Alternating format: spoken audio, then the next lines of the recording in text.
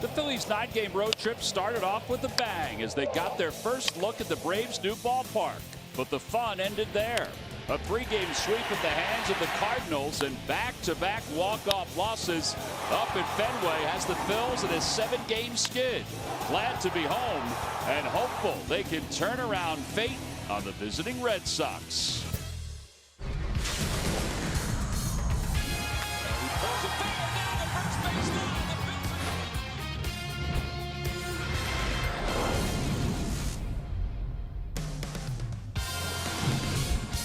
Phils have found themselves on the road an awful lot recently, but it's nice to be home here at Citizens Bank Park, and all fans coming to the ballpark tonight get the bag given out by the MLB Network with the Phillies logo on it. Even the Red Sox fans who come out to Citizens Bank Park will receive it here tonight. The Phils and the Red Sox finishing up this 4-game home and home, 2 up at Fenway and 2 beginning tonight here at Citizens Bank Park. All right, so the last 30 games for the Phils, they found themselves on the road in 20 of those games. They're 4-16 during that span, only 10 home games. But now they're home in 25 of the next 40 games. Hi, everybody. I'm Tom McCarthy, along with John Kruk. We'll hear from Greg Murphy in just a little bit. First of all, welcome back. And what we have for you is a carryover from the last 2 games where the Phils had 2 extra inning games, and they'll face a lefty in Brian Johnson tonight who they have never seen before. Yeah, and it's always tough when you face a guy that you haven't seen, but he's not a power pitcher. He's not going to throw 95 up in the zone, but he will throw 87, 88 up in the zone to set up that great breaking ball he has. His first starter this year threw a complete game, 3-hit shutout. His second game, so-so. So let's hope we have a so-so one here tonight at Brian Johnson. You talk about a guy that's overcome adversity. 2 line drives, hit off his head. He's had to deal with. He's had anxiety because of that. And then 2 off seasons ago, he gets carjacked. So anything that happens out here is just a bonus for him. All right, well, you missed these last couple of nights, these 2 extra inning games, and what you missed are some opportunities which the Phillies missed on offensively, but you also missed some really good defense in those 2 games. Yeah, it seems to go hand in hand. When you go extra inning games, close games, defense plays a big part of it. There's a great play, and this play here by Odubel. Look at Pedroia, how he drops the bat in front of home plate to try to hope that the ball hits it. But the catcher goes out, moves the bat, gets the tag on the play to record the double play. Great line drive, Pablo Sandoval looking like he's moving a little better. And then this play by Daniel Nava, old hat, because he used to play left field in Fenway Park when he was a member of the Red Sox to double up Benintendi. But defense plays in this series, and again, these 2 games here, the Phillies are going to be at the top of their game because these Red Sox can swing the bats. And if the Phillies are going to win, they have to outscore these guys and not plan on having all this great defense to help them out. Well, Pedroia, this was fantastic. Michael Franco's been hitting the ball very well. He hit that one right on the nose, and it could have led to some runs for the Phils and possibly a victory. But the Red Sox have taken the first 2 games of this season series, and now we're back here in Philadelphia. It will be Brian Johnson on the mound for the Red Sox. Jeremy Hellickson making his 14th start of the season for the Phils. Lineups at first pitch when we return. Phillies baseball is brought to you by Xfinity. Xfinity X1 will change the way you experience TV. By Toyota. Find your favorite model today. Toyota, let's go places. By Citizens Bank, official bank of the Phillies. Visit citizensbank.com. And by Independence Blue Cross. Live fearless. Learn more at ibx.com.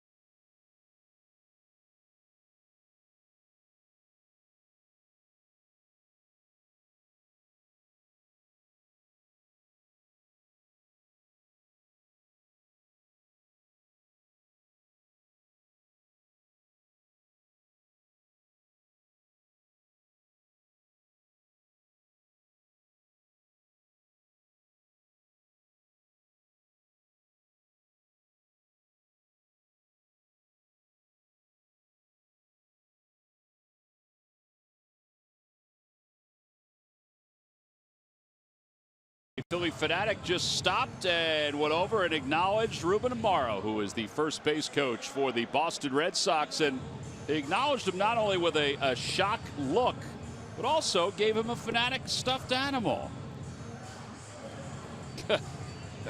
See, there are people here that like him. Oh, that's so funny. You mean the fanatic or Ruben? Both. Well, Ruben found a youngster in the crowd and gave that youngster the stuffed animal. There's Jim Wolf saying hello to Ruben Amaro Jr. just a few moments ago. There you go. Ruben giving that stuffed fanatic to a youngster. Ruben said it means a lot to be back here.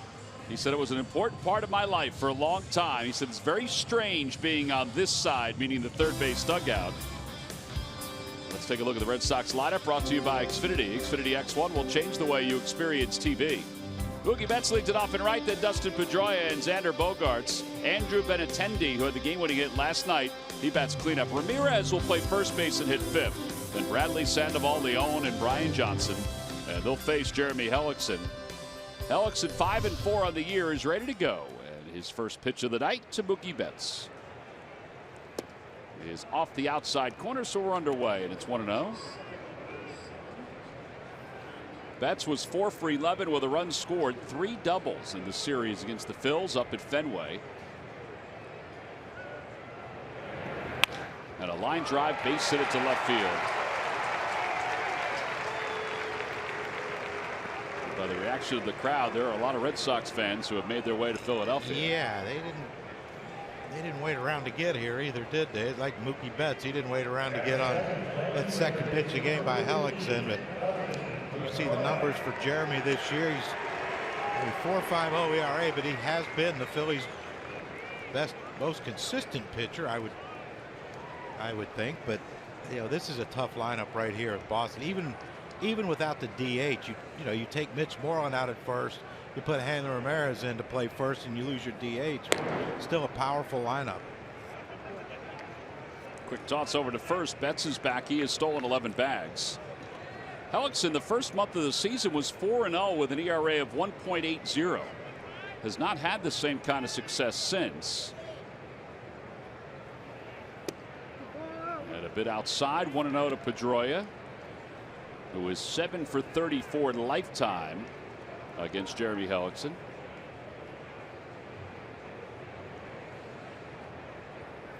With all the thumb and wrist and hand injuries he's had, the power's gone down. Yeah, I guess it's not necessarily the laser show anymore, but he's had a pretty good run recently. Yeah. If you ever get a chance to speak to him, you got to go talk to him.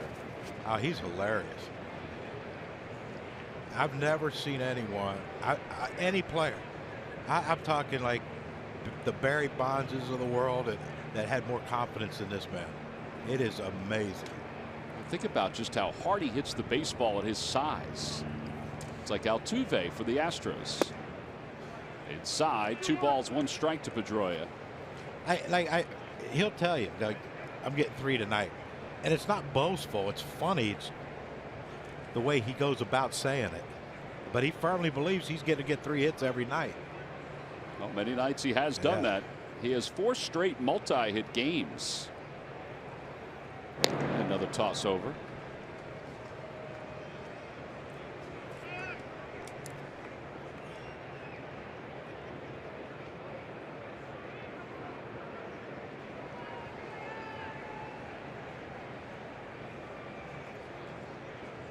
Two balls and 1 strike to Pedroia. And a line drive foul. Gentleman try to make a diving attempt over the top of another gentleman. It's a good thing he did. The man with the blue shirt didn't move. Like he's looking down or.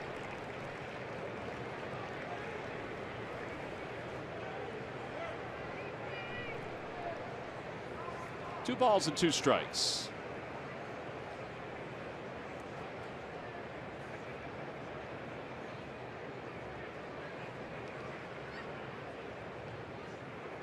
Goes, pitches hit through the hole on the left side, a base hit. Betts on his way to third. Nava's throw will go to second. And the Red Sox now first and third with nobody out.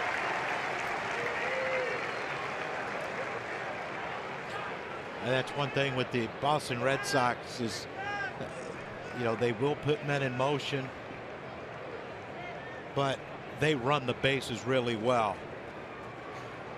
Mookie Betts with a great turn, no hesitation. Ball hit there, but I mean, he's running on the play, but he takes the peek back. He knows exactly where the ball is. He knows exactly where Nava was playing. He knows exactly what Nava's arm's like.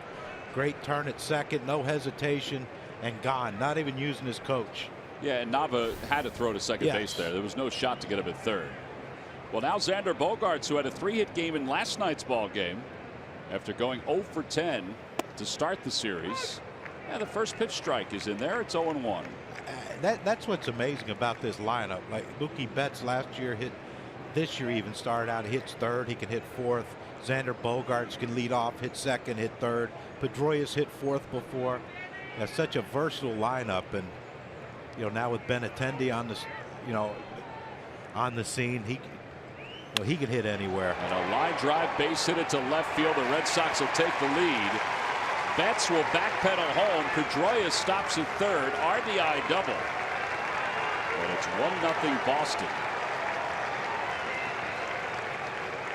All three of these baseballs have been hit rather hard. Yeah, they're not cheapies. No, he's not missing any barrels right now. This is where it's damage control.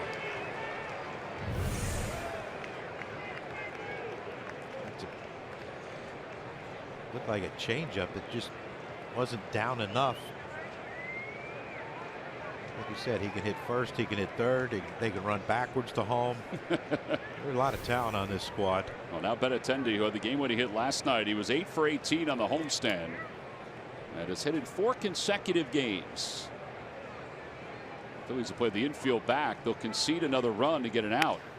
There's a spinner out toward left field. Nava makes the catch. Tagging from third is Pedroia. A sacrifice fly. 2-0 Boston.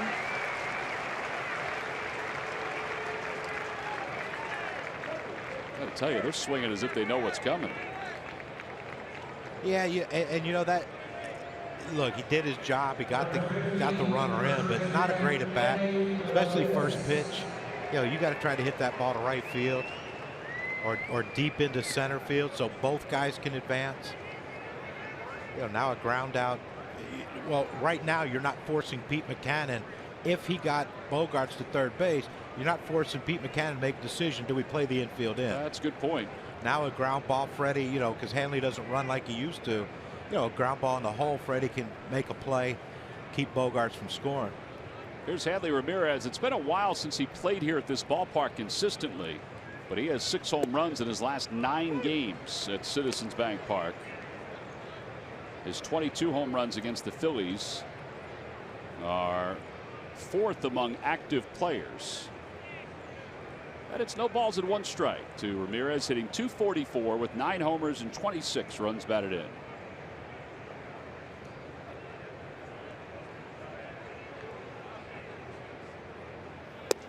On the outside corner, 0-2.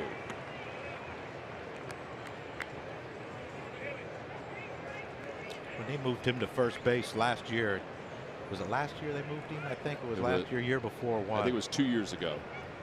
I was up at Fort Myers at their spring training. He was asking me about first base. What's hard? I said the hardest part is knowing where to go. You know, where your second baseman. I said you got Pedroia. He's got a lot of range, so you might not have to venture too far off.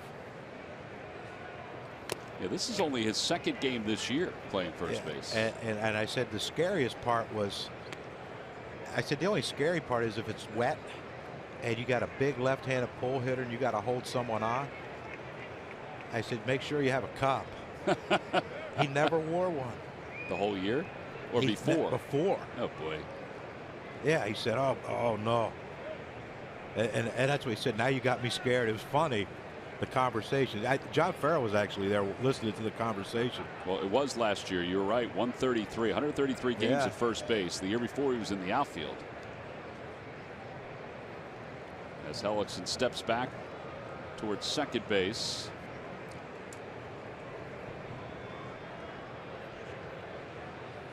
Bogaerts at second. No balls, 2 strikes.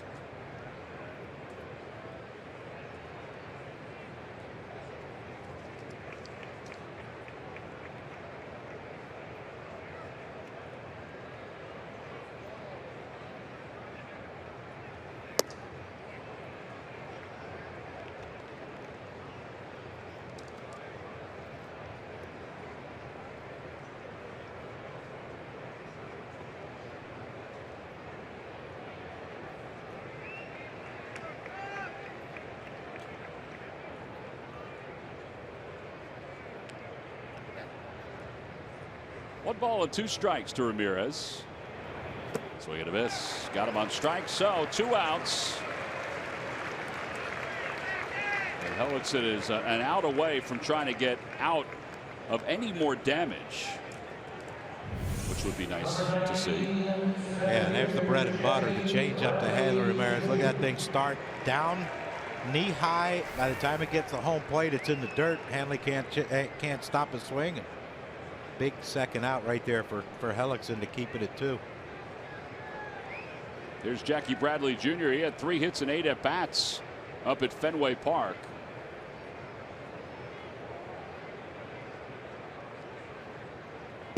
And a breaking ball on the outside corner. It's 0-1. And that's the transformation that this Red Sox team has made. You know, Mookie Betts was an infielder when he came, in the minor leagues. He comes up, they put him in center. They had Jackie Bradley already. Now he's one of the best center fielders in baseball, and Mookie Betts is one of the best right fielders. They didn't think Bogarts can play shortstop when he first came up. I was really impressed with Betts and the way he played right field up at Fenway Park. Phenomenal athlete. That is not an easy right field. And he's got, I think, double digits in 300 games in bowling. Oh, really? Yeah, he used to bowl with his Betts. So don't take him on? No, him and his mother, when he was young, bowled in a league together. 0-2 to Jackie Bradley. These little nuggets were thrown out there. Speaking of the nuggets, you got some tater tots, didn't you? I did. Attaboy. Yeah. Never have enough tater tots, Johnny. No. One of life's great foods.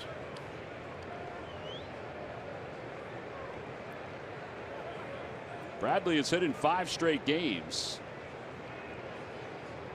He's been basically down toward the bottom of this lineup. And now time is called.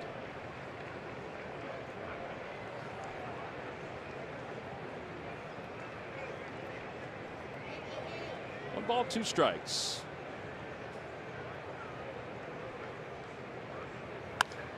Floater out toward left center field. Odubel is there. And the inning is over. 19 pitches for Jeremy Hellickson. 2 runs on 3 base hits. So Odubel Herrera will try to get the Phillies back when we get back to Citizens Bank Park.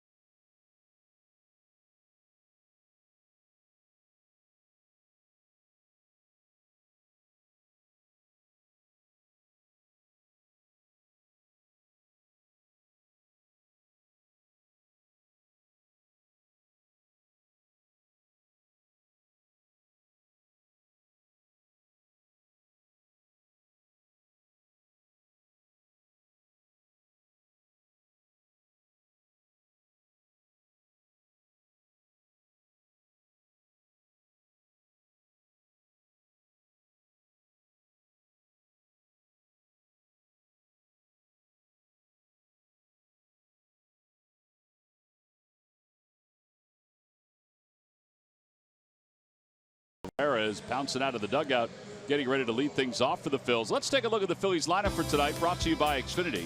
Xfinity X1 will change the way you experience TV.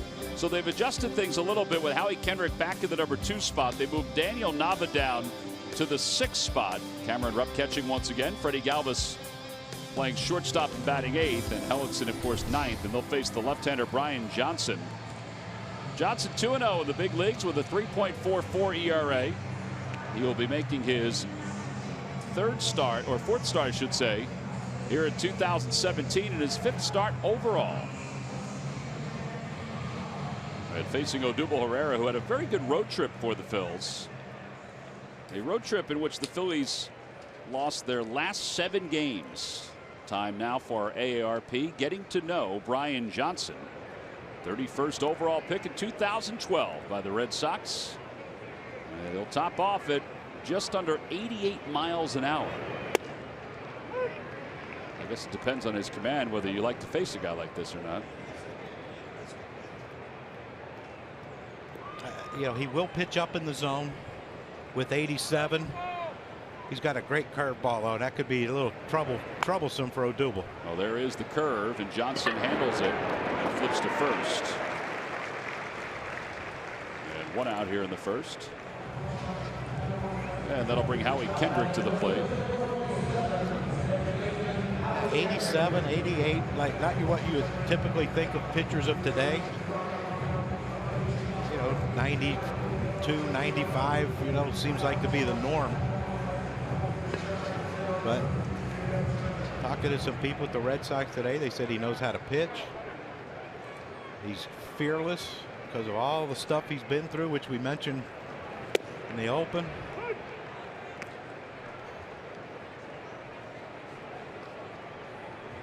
Oh, and 1 to Howie Kendrick. This year, he started the season in the minor leagues, was 2-0 at Pawtucket with an ERA of 2.72. He made 8 starts in Pawtucket.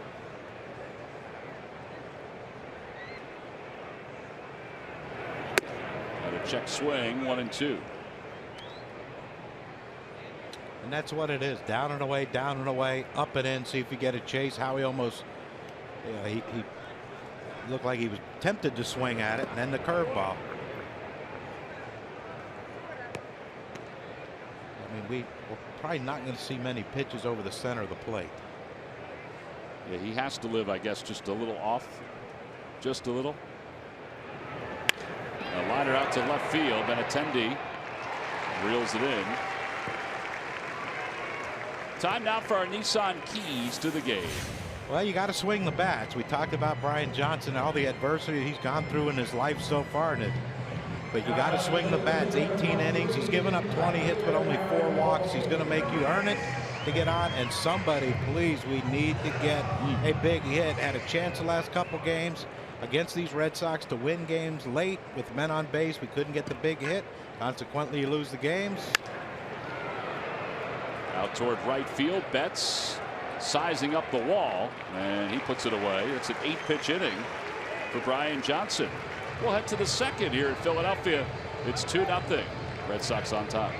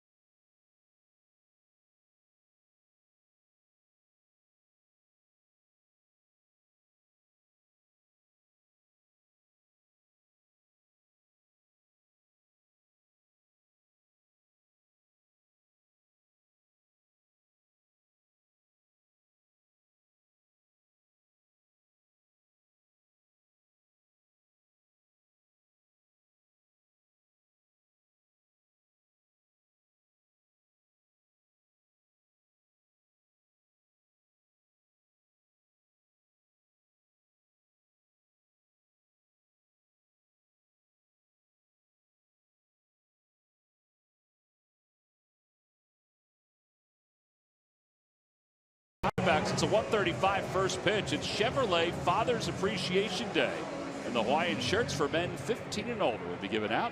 Go to Phillies.com for more information. Are we wearing those? We're going to wear those on Sunday. Yep, we got them in the office. They are in there. Yep, I didn't see them. I'd be careful ironing them though. They'll That'd be a little difficult. They're not flame retardant. I don't know if they are.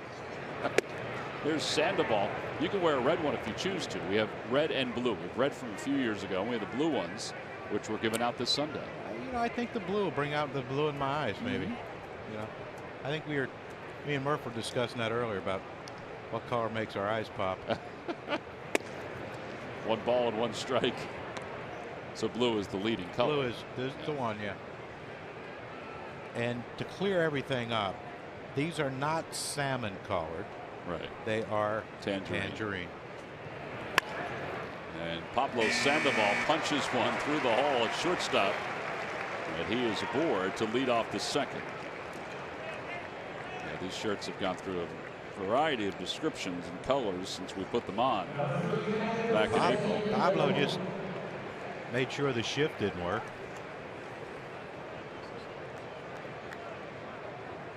We originally thought that maybe it was a coral color. It actually looked pink, but now it's back to coral. It does have tangerine. Does look a little pink, but Kristen Chenoweth said they were tangerine. Oh, that's right. She seemed to have a little bit more understanding of style than we do. Yeah, she's maybe a tad bit more into fashion than we are. So we're going to go with tangerine. Larry Anderson wants us to go with salmon. Tangerine. He can't hear or see. We don't worry about what he wears. Whatever he wants over there. It's always very colorful. Inside, 2 balls and no strikes to Leon. Leon 1 for 4 in the series up at Fenway. He started one of the 2 games. Christian Vasquez started the other one.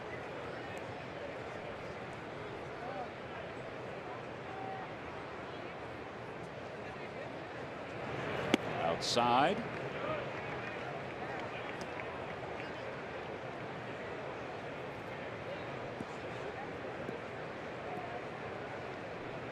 Leon overall hitting .223 with 4 home runs.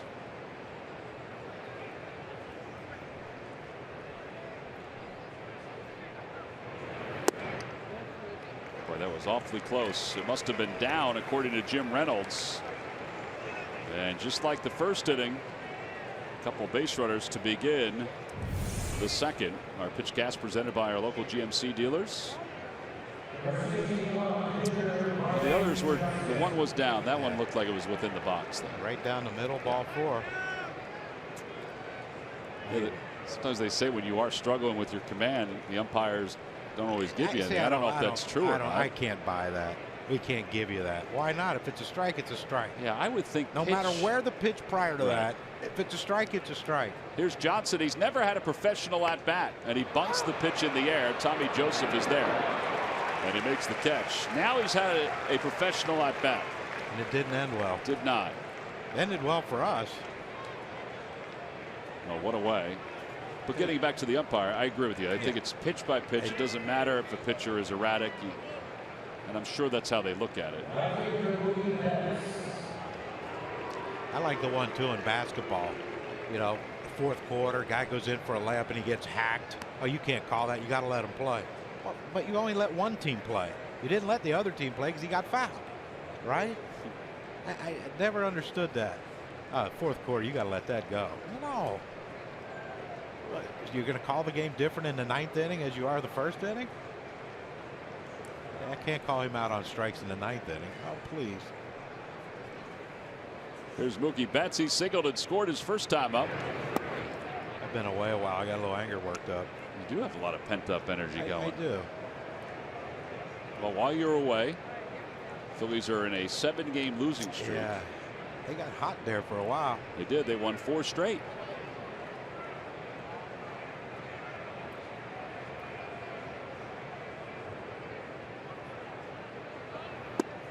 Inside, 2-0.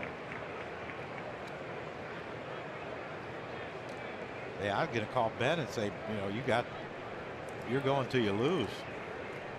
That didn't last long. He would have had to leave game 3 against the Braves. Yeah. Or game 4. We would have let him, you know, sit through game 3. Yeah. I could have got there though for game 4. Short little flight. 3 balls, no strikes.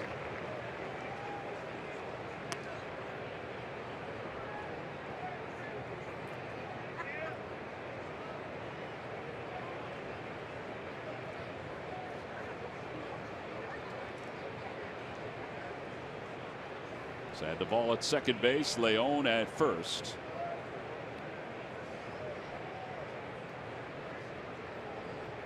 Three balls, no strikes to Mookie Betts. He had the green light and he went around. Wow. It's different. 3-0 green light. Check swing. You like him as a leadoff hitter or a number 3 hitter? It doesn't. I probably lead off, but I mean, I think I would like him wherever he was playing.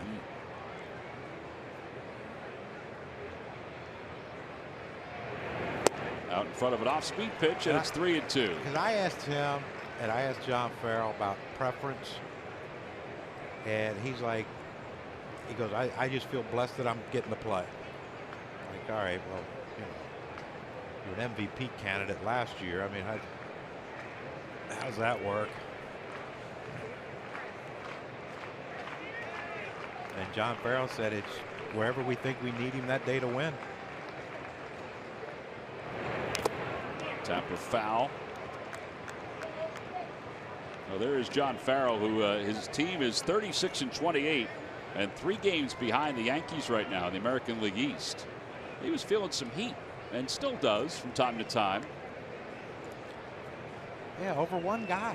You got to remember, yeah, you got Chris Sale, and he's a great pitcher. And he lives not far from me in Naples. I see him quite often at golf courses, or actually saw him one day in a gym. Don't ask me what I was doing in there. He was working hard. I seemed to just watch. Out to left field, going back on it is Nava. It's over his head and off the wall. Sandoval's around third. He'll score. And Betts pulls into second with an RBI double. He's 2 for 2. 3-0 Boston. And just when you think, you know, you get 3-0, you got a 3-0 check swing, and then his other swings didn't look like he was picking up the ball that well off Hellickson. And then one mistake, and it's a double off the wall to an RBI, and 3-0 lead for Boston. I mean, look, the swings prior to that weren't very good. No. Now that was a changeup down and away, but it was up higher than Hellickson wanted it, so he could get to it. But you know, he took 2 or 3 swings that were just ugly swings, and then you get that.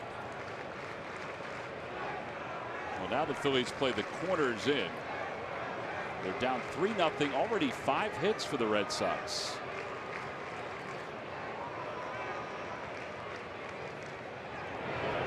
Outside, 1 ball, no strikes.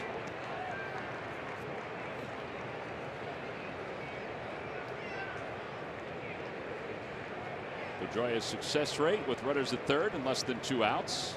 Pretty good.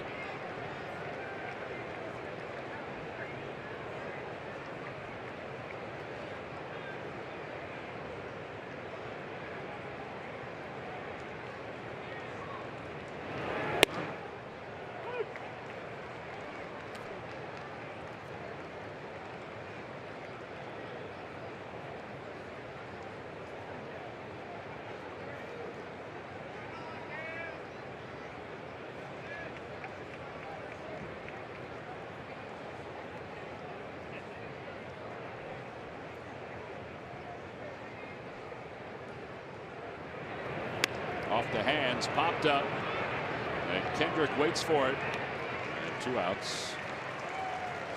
So Dustin Pedroia is retired. 6 for 9 now. Right? That's exactly right. But, you know, you think about it, if the infield was in, I mean, that might have been hit high enough how he could have gotten back there. And plus with Leon at third base, who's not fast, you don't have to be in on the grass. But you can't rest. Well, now you got to get Xander Bogaerts, who had an RBI double his last time up. Yeah, there was people within their organization that didn't think he would ever be a major league shortstop. So they thought he'd be a third baseman? They thought he had to play third because they didn't know if he had enough range. But it's amazing when your starting pitching's good, how much better your range is. I agree with that. I mean, Derek Jeter's a perfect example of that. When they had the veteran starting pitchers, who kind of knew where it was going. He can position himself accordingly. Cal Ripken, not a guy with exceptional range, but positioned himself because the pitchers knew where they were throwing it. But you saw Derek, like his metrics went down when they had all those young pitchers who were, not exactly pinpoint with their command. Couldn't position himself accordingly. And I think the next year he won a Gold Glove. Crazy stuff. It is amazing to think how the positioning part of it is so important. I mean, if you can read it as an infielder.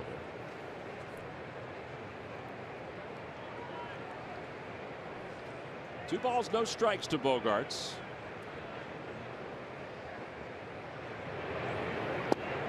And he takes strike one, 2-1.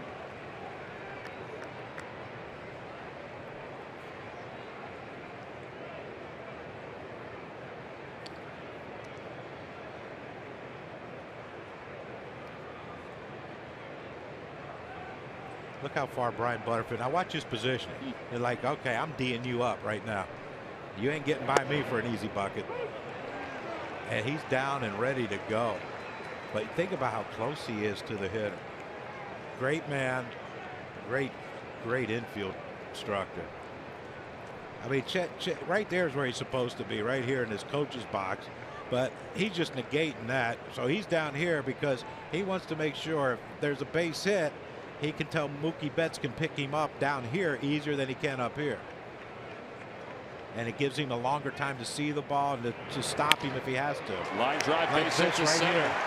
Betts was halfway between second and third when the ball was hit, so he scores standing. You want to talk about a secondary lead. Wait till you see this secondary lead. Bogaerts with 3 RBIs in the first 2 innings. Look at this. Look at him.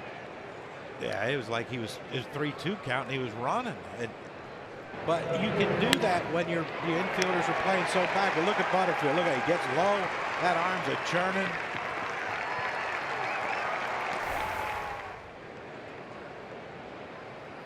Well, this is not going well for the Phillies. You're being very nice. It stinks. There's Bob McClure. He's probably thinking, all right, I might have to get Adam Morgan up very soon, the way this is going. You remember the gift out that they got when Brian Johnson, a pitcher, popped up a bunt. Outside, 1 ball, no strikes.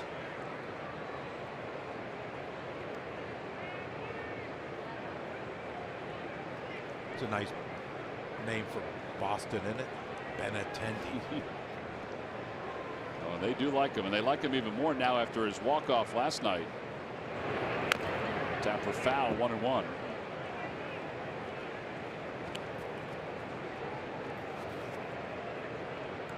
It's just the turnover with this team. Ortiz goes, Hanley assumes the DH role. Yeah, a lot of people thought Edwin Encarnacion was going to go to Boston. I know David Ortiz was trying to convince him to come to Boston. He ended up in Cleveland to be the DH to replace him. Out to center field, and Odubel Herrera will dance around and then settle under it. And that wraps up the top of the second, but 3 more runs score against Jeremy Hellickson on 3 hits, 26 pitches, and we'll move to the bottom of the second.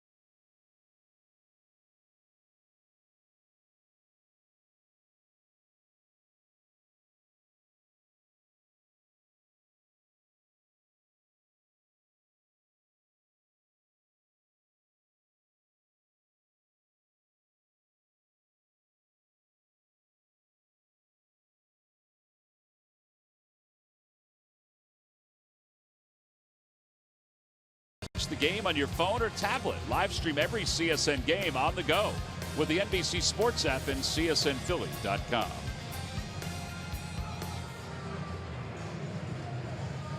Beautiful night here at Citizens Bank Park. That's an Andrew Bailey t-shirt jersey. South Jersey boy, isn't yeah. The rookie of the year with the A's. Eventually went to the Red Sox. Now on the disabled list with the LA Angels. And was here. And was here.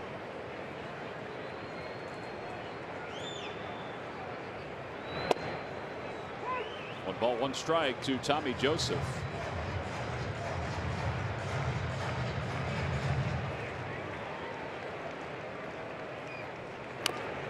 Tommy fouls it.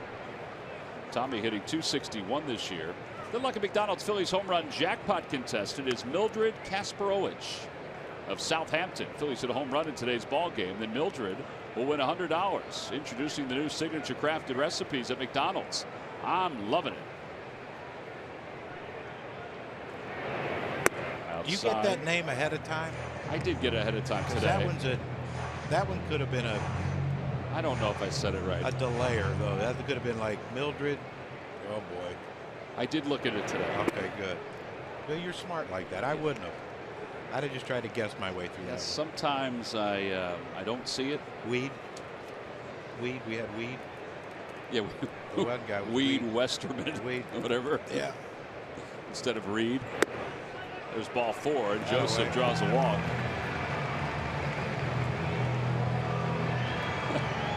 A leadoff walk, and here's Maikel Franco. Take a listen. Today's Lucky McDonald's Phillies home run jackpot contestant is Weed Westergaard of Newfield. Phillies hit a home run in today's ball game. Look at Christine behind us. She knows that I was supposed to be Reed. I'm like, sadly, and I apologize, it looked like I wasn't paying attention. well, obviously you were. I'll get used to it. What? One ball and no strikes to Franco. I got my own things going on up here in the head. I can't listen to you too. Little dribbler foul. He broke his bat.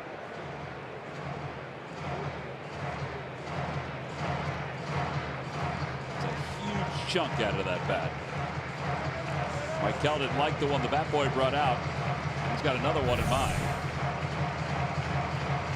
That's what you call hitting it right off the end.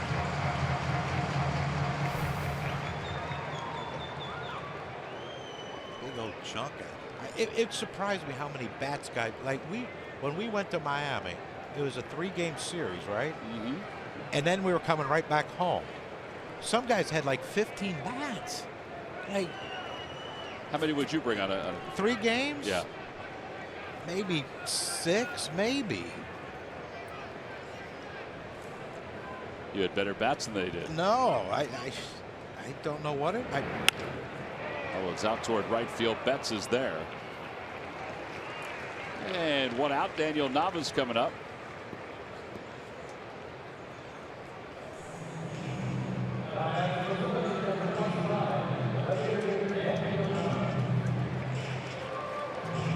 Look at Nava's numbers the last 6 games. Hitting .412. He's hitting 4 straight. 4 hits in his last 11 at bats. This is probably, he probably loves this, especially hitting right-handed if he gets a couple hits, because Red Sox didn't think he could hit right-handed. He was, I mean, at one point he was strictly, you're only playing against right-handed pitchers. So nice to be able to show ye of little faith that I could have hit right-handed if you let me. Well, he's a heck of a story. I mean, we mentioned it the other day how he made his major league debut with the Red Sox on June 12th and hit a grand slam against the Phillies. The Red Sox picked him up for $1 out of the independent leagues. That's it. He's turned out to be a pretty good outfielder. They couldn't have held out for $2 or $3. Must have been some kind of side deal going. I don't know if I read this or someone told me this. Like they eventually had to send like bats, baseballs. I think that is right. Sandoval to his left, or to his right, I should say, makes the play at second base. 5-4 on the putout. At a fielder's choice. Red Sox fans are probably thinking that's the best he's moved in a while. Yeah, he quit turn two by Pedroia, but yeah, Pablo. Yeah, that was the thing with him last year before he got hurt. You know, they said he had no range, and you know, third base is more of a reaction than a range position. But you know, you wonder though if he could have stayed up on his feet on that and got a quicker throw off to Pedroia, they could have turned the double play. But 5-0. Let's nitpick. Well, here's Cameron Rupp, and Rupp with a swing and a miss.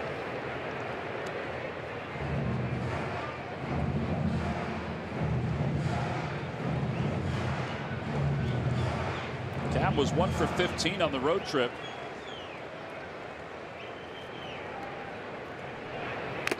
And he fouls it off Leon. 0-2. Sandy Leon got the neon green. When are we ever going to get those color shirts? Neon. Doesn't look good on TV. I don't think it would look good on TV. How would it look on us, though? I mean, GQ. No, I don't think so. I have a neon green golf shirt. I was trying to think. I think I have a neon, like an orange one. Rupp strikes out.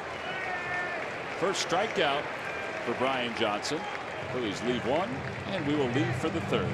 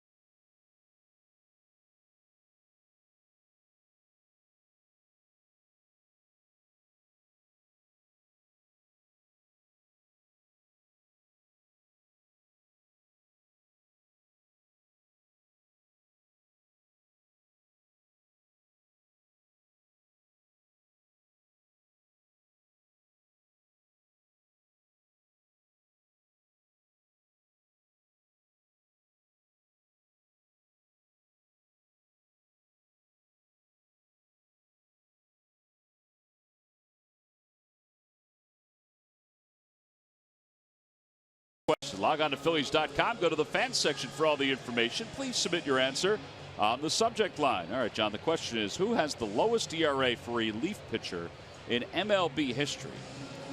Who has the lowest ERA for a relief pitcher in MLB history? Answer will be revealed in just a little bit. 300 innings. Minimum of 300. I might have an idea. He's here. He is here. You do have an idea.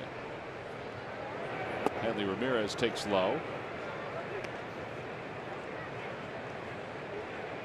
Koji Iwahara. He is not here.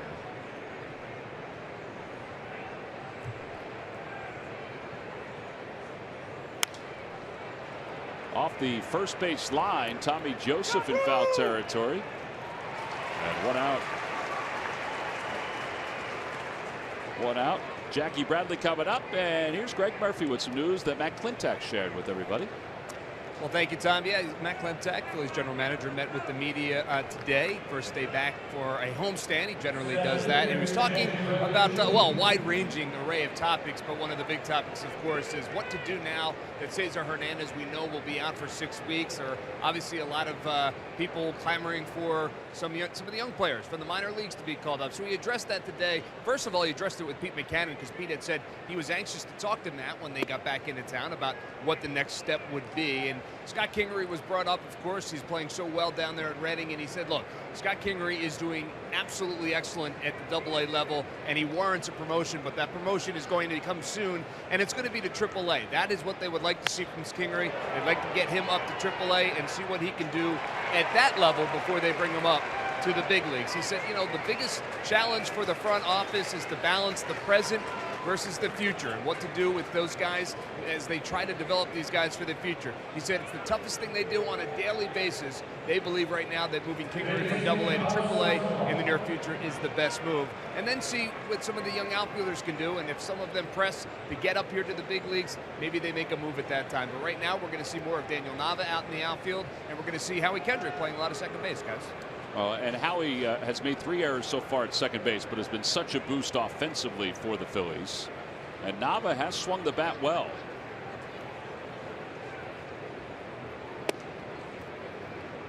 Kingery is really tearing it up in Reading. 300 with 18 home runs, 35 runs batted in, an OPS of 986. Tonight he has a single and a walk.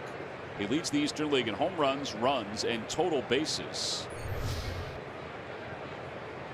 Be nice to see what he can do when he goes to the next level. And you know, just a little I saw him in spring training, but the lot that I've talked to the Phillies coaching staff about him starting in spring training to the present, they don't see why he can't do that. Maybe not the home run, the power numbers, but you know, why he can't hit in the big leagues. I think watching him in spring training, it opened up all of our eyes. He played well. Yesmuel Valentin played well.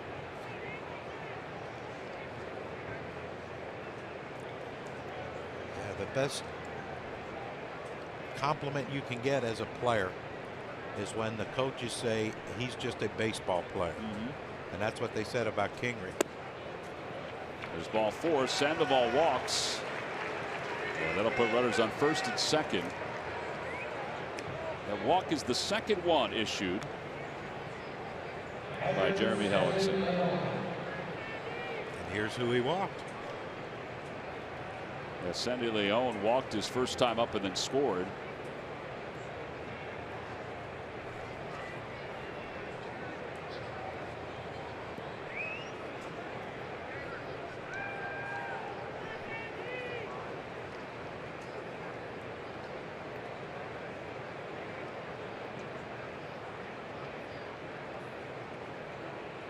Swing and a miss, 0-1.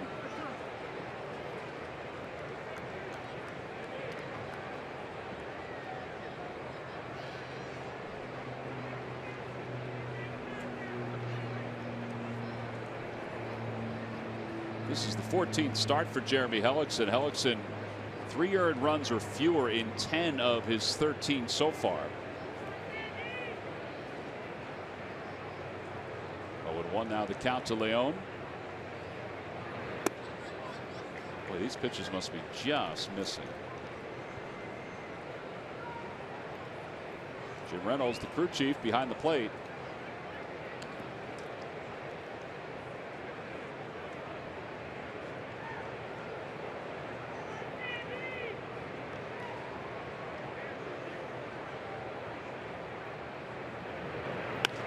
Popped him up. Freddie Galvis out towards shortstop. Infield fly rule has been called. And 2 away.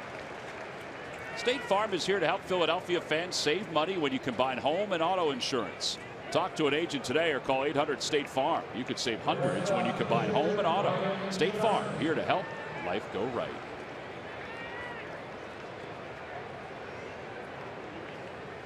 All right, so now Brian Johnson is up. The pitcher obviously batting in the National League City. He gets the swing. Who was that when they first started interleague, he wouldn't let it, he let the pitcher swing. He didn't want him bunting. Oh, that's a good question. Because he said it. He was worried that that they didn't do it. Right. They'd get hit in the hand. Who was that? It wasn't Joe Torre, was it? I don't know. But you remember that? I though? do remember. He didn't want his pitchers bunting because they haven't done it. See, I go back to, remember Chin-Ming Wong? Yeah. And when he hurt himself on the base paths, and it was sort of that same theory of, I'm not going to put them in position to have any issues with injuries. I don't remember who it was. Let's check it out. Let's see if we can find it. I don't know what you'd look up, but Jackie Bradley's getting a. Talking about Mookie Betts' secondary lead. Jackie Bradley Jr. is getting a huge one too.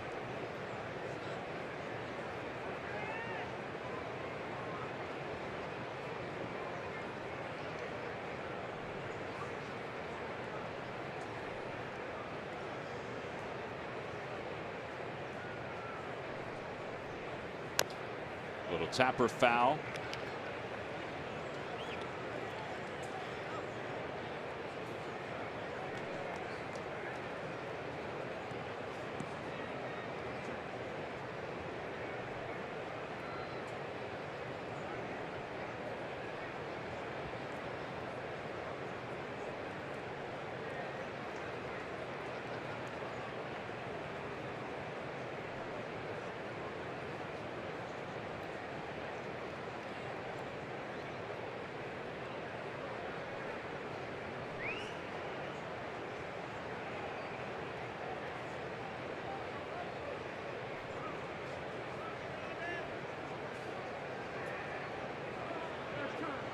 Time is called, and now Rupp going out to the mound with the pitcher up.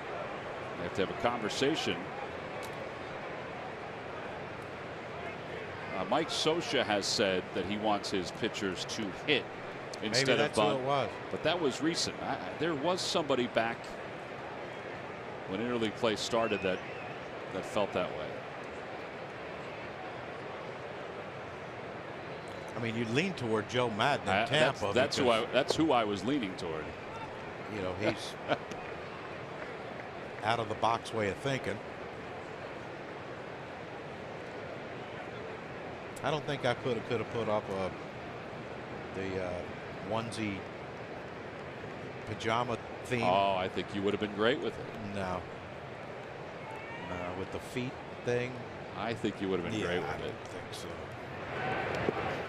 3-2. See, but if he asked you to do it, would you have done it? Yeah, if everyone else was doing it, but I would have asked him in a private meeting what the significance of it was. There's other ways of team building other than wearing pajamas. Camaraderie, Johnny. Yeah. I mean, you're wearing a coral tangerine / salmon shirt, aren't you? Yeah, but it ain't a onesie. Imagine if it was. I wouldn't have worn it. 3-2 to Johnson. Runners go. Pitch is hit to shortstop. Freddie Galvis is up with it. Johnson hustling up the line is thrown out by Galvis. No runs, 1 hit, and 2 men left. Middle of the third. It's the Red Sox 5 and the Phillies nothing.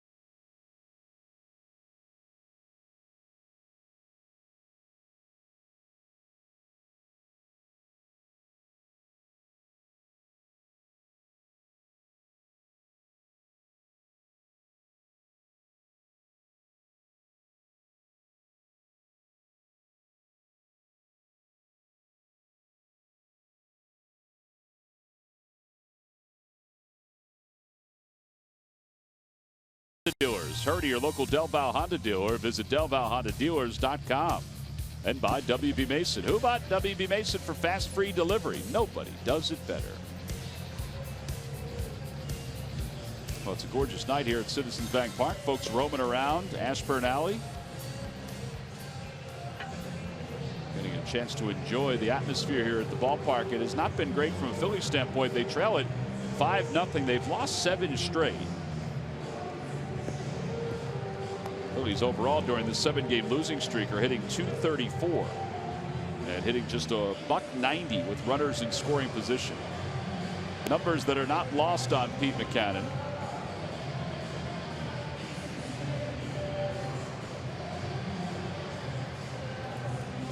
Phillies are also 0-7 in interleague games, and all time they're 153 and 199. Red Sox are well above 500. And the Red Sox lead this series 38-23.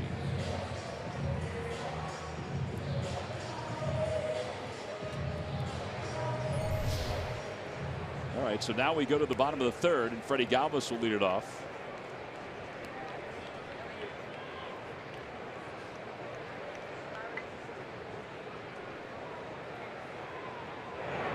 Galvis takes upstairs. 1 ball, no strikes.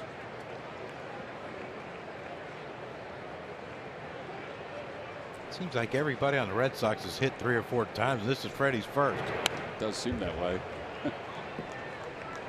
And they will hit for the 3rd time beginning in the top of the 4th inning. Wonder why we're losing 5-0. Can we figure that out? Where's our stat guy? Carl? Get on that, Carl. Carl, why are the Phillies losing 5-0 here tonight? Opposite way for Galvis. That's pretty well hit. Going over toward the corner. It's a fair ball. 1 hop off the .330 side. And Galvis pulls into second base with a leadoff double.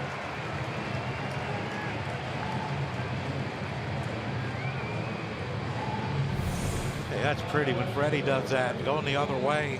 The breaking ball that just hung. Didn't have that sharp downward bite on it. Freddie stays on it. Drills one down that right field line, and we're in business. Hey, you can't score 5 unless you score 1. And that ends in 0 for 10 for Freddie Galvis. Here's Hellickson with a runner at second base. Hanley Ramirez was playing way in at first. And he ain't budged. And he's still going to stay in that spot.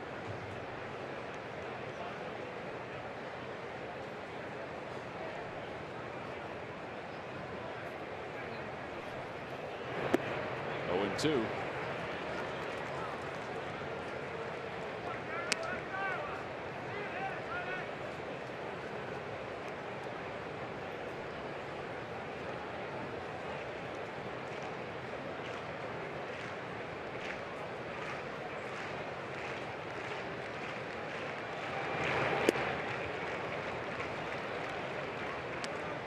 Pretty close, wasn't it? It was.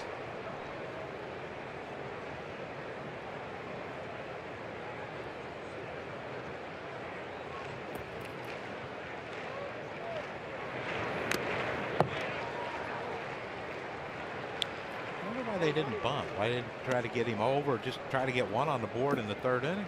I was wondering the same thing on the first couple of pitches. Yeah, unless their concern was Hanley being that close and crashing. Yeah, this guy isn't overpowering as a pitcher, but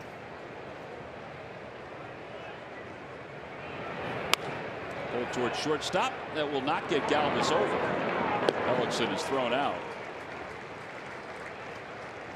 MLB.TV Premium is back and better than ever. Watch every out-of-market game live on over 400 supported devices. Plus, get a free subscription of At Bat Premium, the #1 app for live baseball. Blackout and other restrictions apply. Visit MLB.TV for details.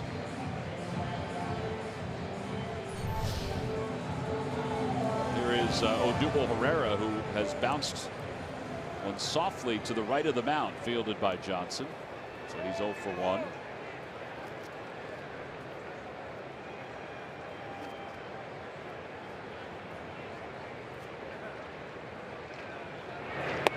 Inside.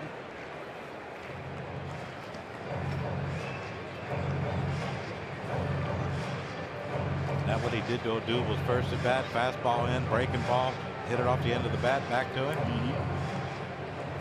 Yeah, that breaking ball had him way out front. Odubel with 13 extra base hits in this month. It's still 3 more than the number 2 guy, which is Aaron Hicks. How about the renaissance that Hicks has had with the Yankees?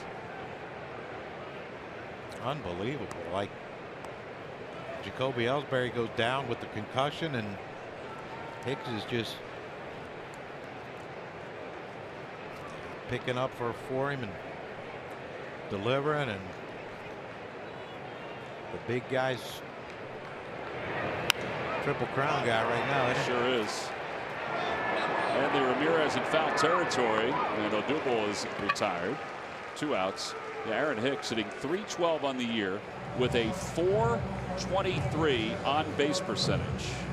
Wow.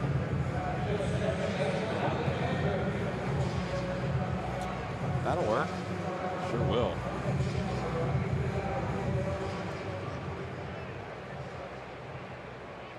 You know, I've talked to Joe Girardi at length about Aaron Judge, and he said, we think he has a chance to be, we know he has power. But can that translate to big league pitching? Well, I believe that's kind of been answered. Well, his chase percentage this year compared to last year is so far down. I know it was only a small scope last season, but it is so far down. And that's what I mean. I hear people say all the time, oh, if he's a free swinger when he first comes up, you can't change that. Well, sure you can. You just understand how pitchers are working. You understand, there's a lot of times they're not going to throw you a strike at a certain pitch, a certain time in the at-bat.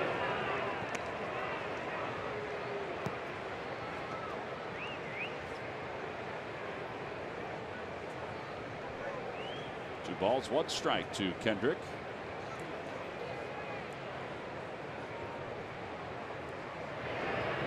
Off the hands, out toward left. That's going to bloop in front of Benintendi. Round third, heading for home is Galvis. The throw to the plate is not in time. Just a hair offline, and the Phillies are on the board. RBI single for Kendrick. It's a 5-1 ball game. Here we come. Yeah, 1 out right there, Fred. He might not score just because you have to hesitate a little bit, but 2 outs, you're taking off on the crack of the bat. Benintendi made a great throw. It just, if they still had the catcher can block the plate, that would have been an interesting play at home right there. Hey, Altair pops one right here. We're back in this thing.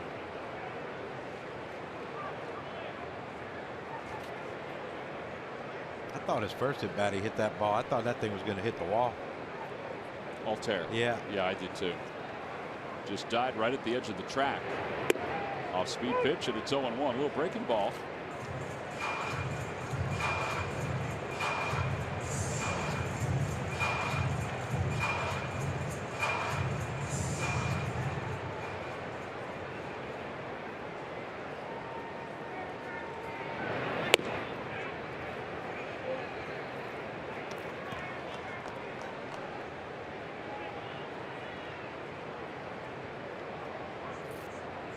Galvis scores the first run for the Phils after the leadoff double.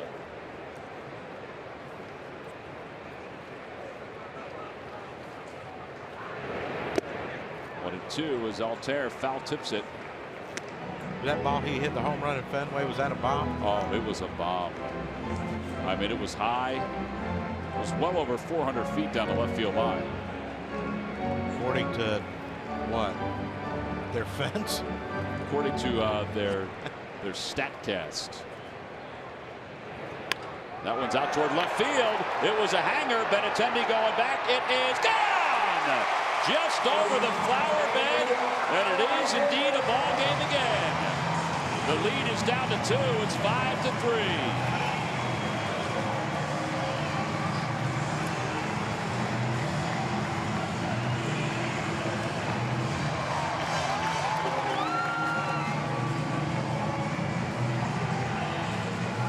good thought there, Johnny. Well, you got the hanging breaking ball. You know, when you're Aaron Altherr with the way you hit the ball the other way, all that does now is when you throw a breaking ball, it's right in your swing path, and well, he caught that one nice. That's pretty. Well, it makes a winner out of Mildred Kasperowicz of Southampton. She's won $100. So the McDonald's home run jackpot. Tommy Joseph, the hitter, outside 1-0.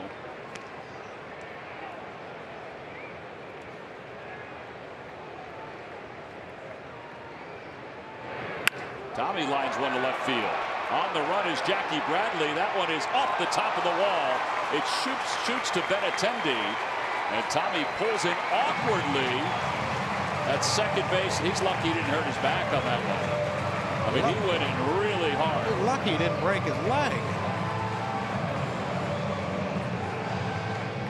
It's a 10-game hitting streak now for Tommy Joseph. Boys are laughing at him too. Look how he keeps his head down on that ball. Nice swing. Hits off that golf sign out there just above the golf sign at 387 and ricochets into left center. Now watch this. What? We can laugh now because he's okay. Look.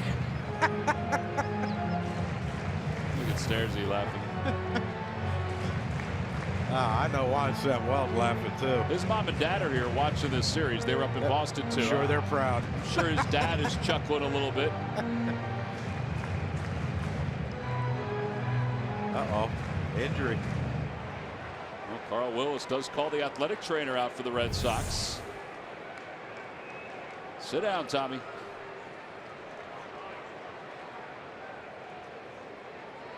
This is them watching on Fanavision.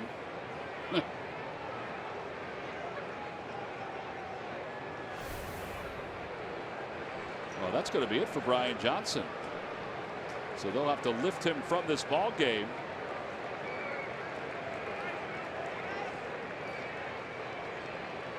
Awfully early.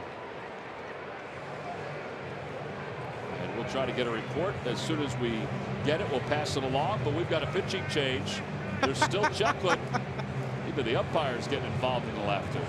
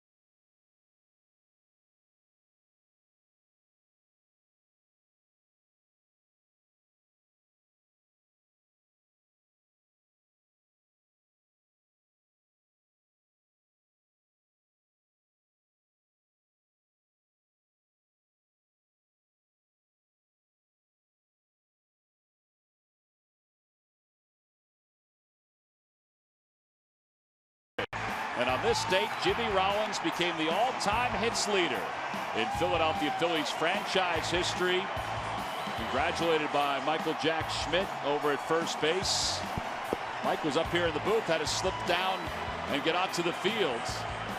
Juan Samuel coaching first. That was a great day. It was back in 2014. Well, back here in 2017. Hector Velasquez, who the Red Sox picked out of the the Mexican professional leagues and was pitching very well down at AAA Pawtucket and was just activated today. Is going to come on. Those are his numbers from AAA, 4-1 with a 1.29 earned run average. He's stretched out, so he could go deep if they need him to here. It's his second major league stint. He did make a spot start for the Red Sox on the 18th of May and allowed 6 earned runs and 9 hits over 5 innings. 7 years in the Mexican leagues without a chance to play in affiliated baseball. That's a lot of travel. 120 starts. You would think that somebody would have given him a look. Well, I just know my experience down there. I would say his command's good. He knows how to pitch, and he's not afraid to throw a breaking ball at any time in the count. That's just across the board, everybody. Yeah, I mean, that's, you know, even the power guys, you know, like you know, Teddy Higuera. You know, when we faced Teddy, in spring training, it was fastball, fastball, fastball. When you face him in winter ball, it was, you know, fastball, breaking ball, changeup. Fernando's the same, you know. How many years did you play in the Mexican League? 5. Did you really? Yeah, I loved it. A little extra cash? Well, I loved it till the last year. That wasn't too fun, but. What happened last year? Well, it's a long story that I can't get into right now. If we were doing this on cable, on HBO or something? Yeah, then I could get into it. But it was, there you go. Johnny, this guy wants your autograph, by the way. Yeah, he does. Anyone can dance like that. We got to get him one.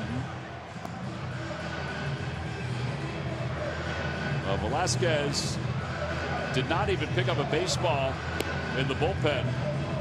So he's going to take as much time as he needs here. And it looks like it's going to be a good amount of time to get himself ready. The 4th annual Star Wars night benefiting Stand Up to Cancer will take place Wednesday, June 21st when the Phillies take on the Cardinals. Lots of Star Wars activities, including character appearances, player headshots on Fanavision, and much, much more. Now, fans who purchase tickets through the theme night page receive a limited edition Philly Fanatic X-Wing Fighter Pilot bobblehead. You have to do it through the fan page, though. Go to Phillies.com/theme nights for more information. I should say you have to go through the theme night page. So what are we wearing for Star Wars theme night? I don't know if that's been decided yet, but why don't we get Stand Up to Cancer shirts? We could do that. One year, I dressed up as Chewbacca. That wasn't a stretch. Jamie was Obi-Wan Kenobi. I think that's what he was. I don't know Star Wars. I have never watched it. He fit the bill perfectly. Yeah, I would know. Chewbacca I know because kind of big and furry. That's right. Pete Incaviglia like. Yeah, Murph's going to be a stormtrooper this year. Yeah, again, can't help you with that. I don't know what that is. He'll be really uncomfortable, just so you know. Well, good. Yeah. Do you have an idea, but you want to be Darth Vader or something? I wouldn't know. I don't.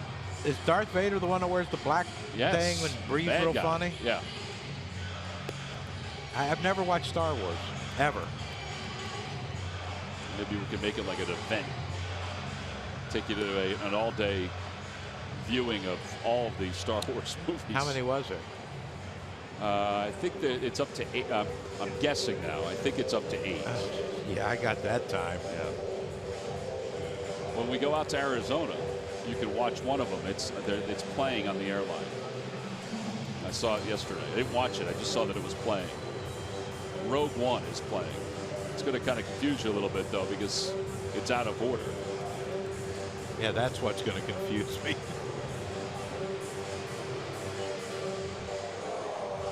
I usually sit on the plane and have a nice chat with Murph. Well, you guys can watch it together. Quite the conversation. Well, don't you have to have headsets on? Me up? Murph, you're opened up, buddy. Oh, I wanted to have another nice conversation with you. Yeah. John, it is. It's much better than any Star Wars movie. I would agree with you. Our conversation. Yeah, yeah. I mean, we get pretty deep, We do. philosophical. Until John falls asleep, and then it's all over from there. Yeah, Well, then I just draw on his face with Mark. well, then someone takes a picture. It's usually Larry. I think I have one of those photos actually on my phone. Yeah. Only show that to everyone. Well, Velasquez still warming up out on the mound. And that was a short trip, though. That was like to Cincinnati. Only like an hour and a half trip, right? Oh, the first one, yeah. Yeah. We were exhausted from spring training. Oh, yeah. I wore out.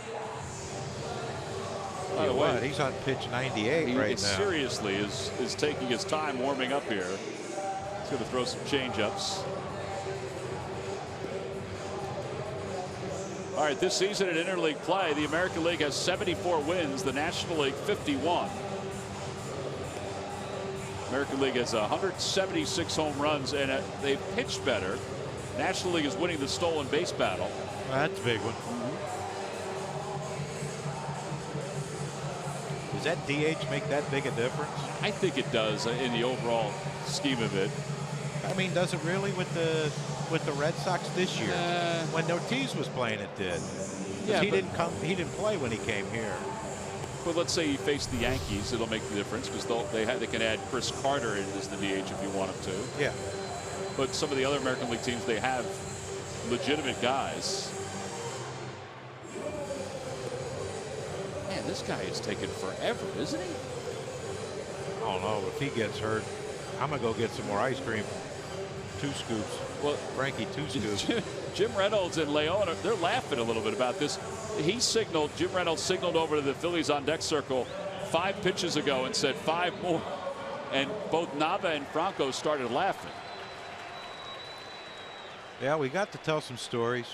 Got Murph involved. That's always huge. All right, so it took 7 minutes and 45 seconds once he started warming up. Well, Xander Bogaerts just took a jog out into shallow left to loosen his legs up. Now he's back. All right, we got to remember, everyone, there's 2 outs. And Franco takes a strike. It's 0-1. Tommy Joseph's on second after that great slide to avoid the tag. Fortunately, he didn't hurt himself. Oh, he's lucky.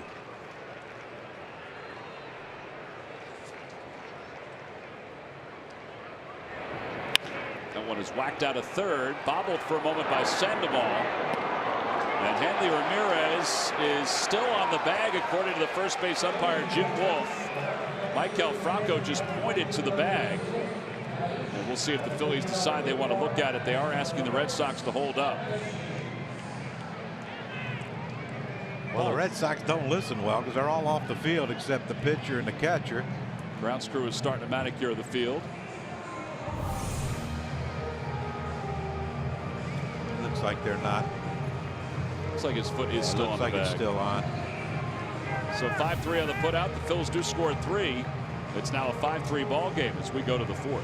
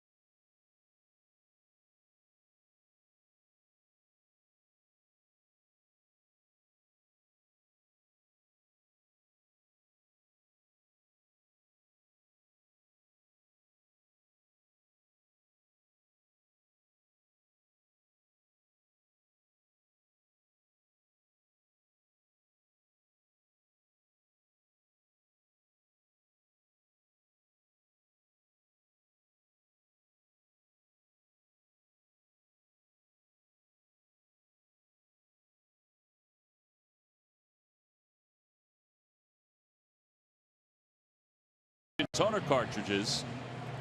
Print up to 1/3 more pages. Get yours from who? But WB Mason today and experience the difference. Nobody beats WB on HP. Top half of the 4th inning, and the Red Sox lead the Phils 5-3.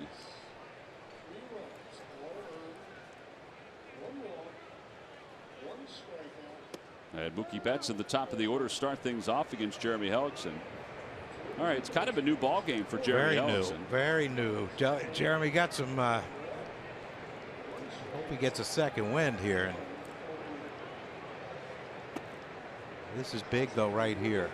You know, the top of the order. They've, besides Pedroia's last at bat, the first 3 guys in this order hitting pretty hard. Betts with a couple hits, and Bogarts with a couple hits.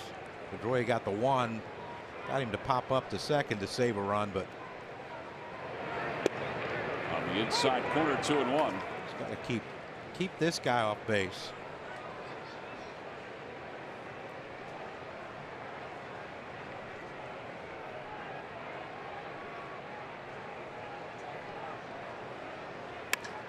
Out toward left center field. That's pretty well hit. Odubel going back, and it is gone. Mookie Betts has a single, a double, now a home run, and we're only in the top of the 4th inning, and it's now a 6-3 game.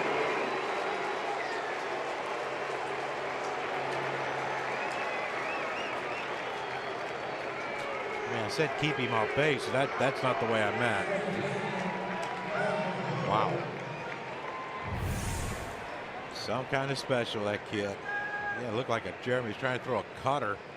It just spun. Good play by that fan out there. Now Dustin Pedroia, who takes a strike. Well, for Betts, that's his 10th home run.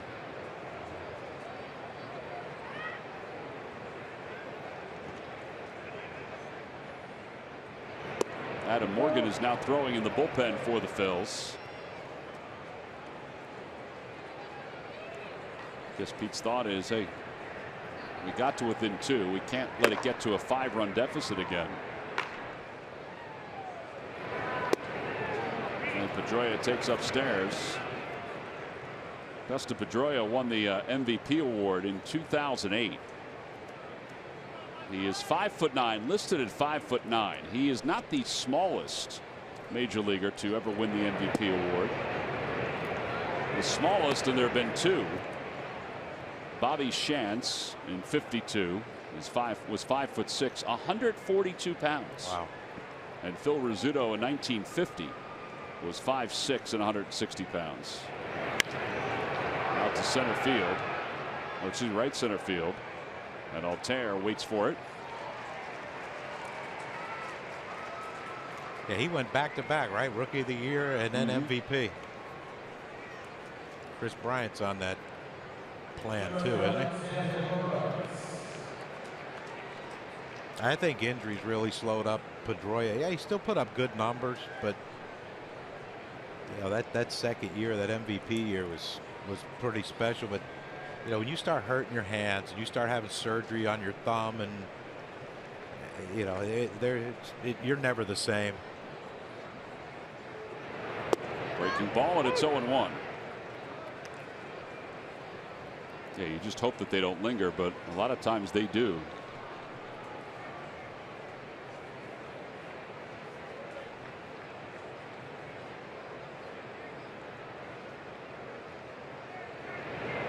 Swing and a miss, 0-2. Well, what else it does too, when you're having surgery after the season, your off season is spent rehabbing and not training.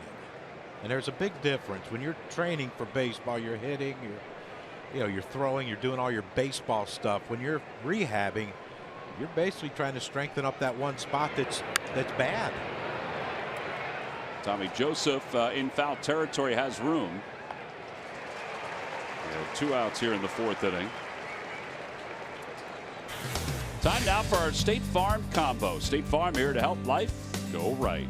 And Benintendi and Jackie Bradley Jr., what they've been able to do recently. Benintendi has 4 home runs in his last 8 games. He's got 9 games with 3 hits or more. And Jackie Bradley has hit in 6 consecutive games. That includes tonight. with his base hit in 13 of his last 15. You can get combos all over the place, John.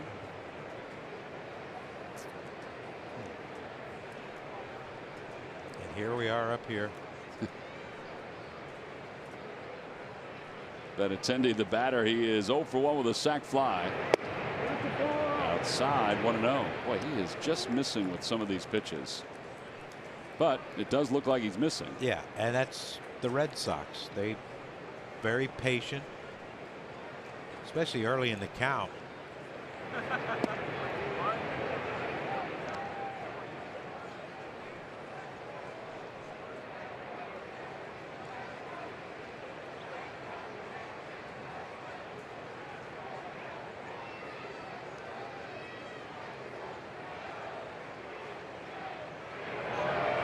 Swing and a miss.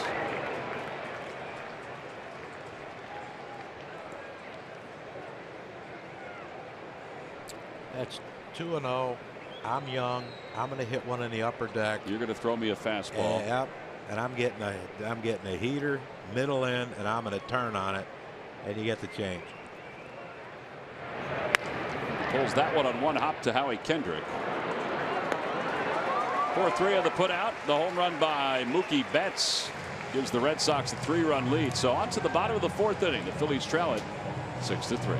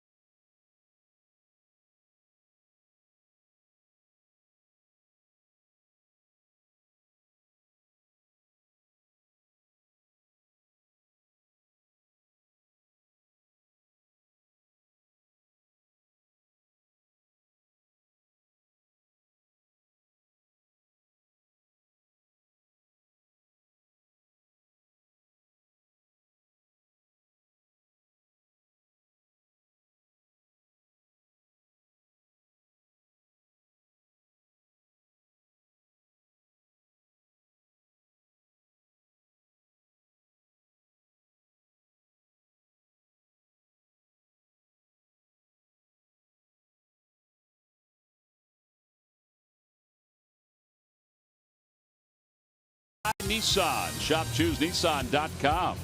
And by Jefferson Health. Call 800-JEF now or visit jeffersonhealth.org. Daniel Nava will lead it off as we go to the bottom of the 4th inning. Hector Velasquez is the pitcher for the Red Sox. That was quicker. His He only warm-ups. got the 8. He took 12, but See how it affects him better here. 8 minutes. Look at this shift. You got guys running everywhere. Yeah, they were kind of doing this last night, moving guys around. Bogarts was playing in a little bit over at third base. 6-3. They're giving you a hit. Lay down a bunt I mean, or punch it that way. you know, here's the thing. It's not like this guy Velasquez is throwing 95.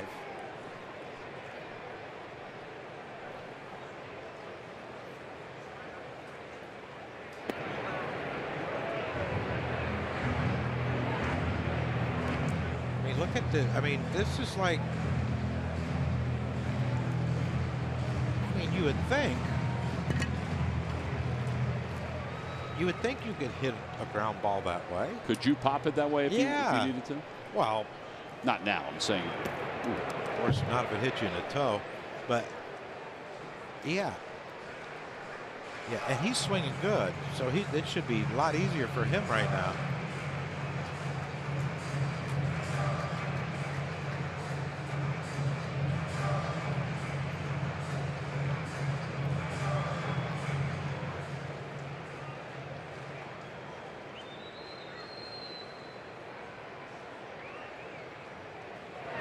little bit of a quick pitch there, and it's a changeup. And the count 2 balls, 2 strikes.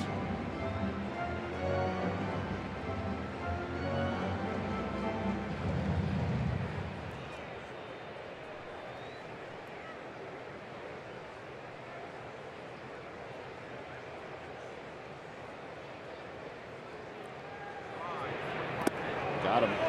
Threw it soft again. And Nava strikes out.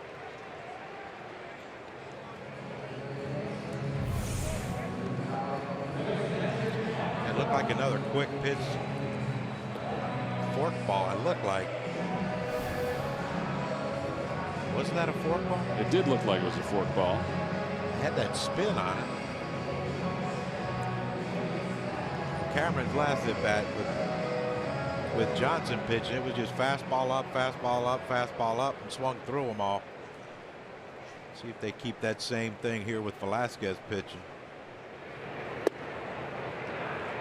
Oof. Slowest. That's where I learned how to hit breaking balls in Mexico.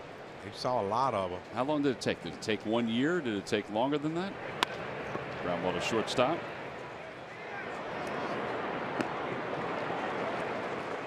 I mean, after you see enough of them, it's the thing that helped me down there more than anything was understanding getting pitched to or pitched around. It helped me a lot down there.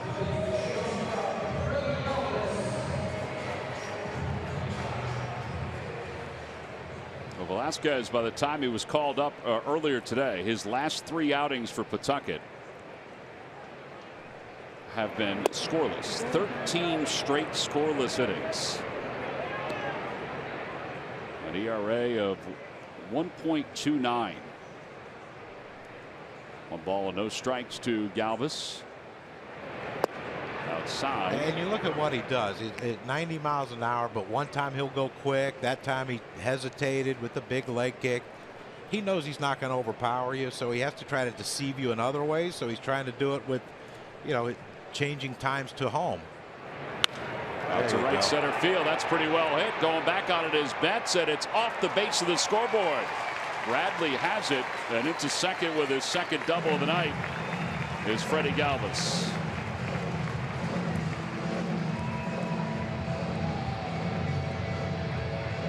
And they will let Hellickson bat here.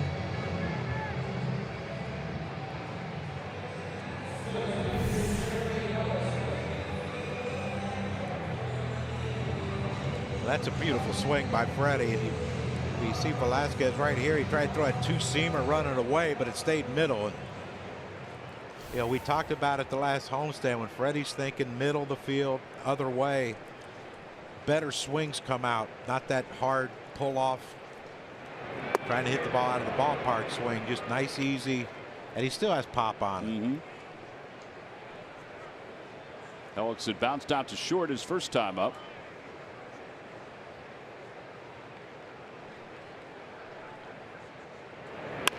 Bounces that one toward the hole. Backhanded by Bogarts, who jumps and throws in time to get Jeremy Hellickson. It's an excellent play by Bogarts. Who says he can't play shortstop? And the side is retired. Well, he knew that he had time. Hellickson doesn't run all that well, but he still was comfortable with the jump and the throw. And the Phillies leave one in scoring position.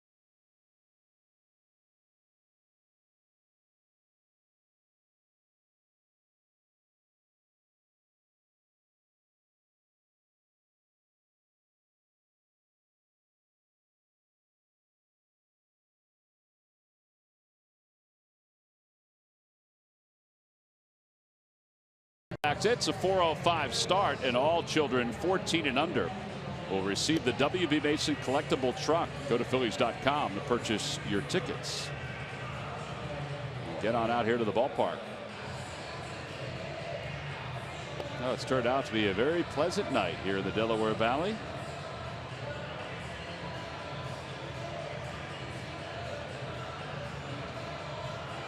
Phillies trail at 6-3, and Hanley Ramirez, Jackie Bradley Jr., and Pablo Sandoval will step to the plate. I heard it was hot here yesterday.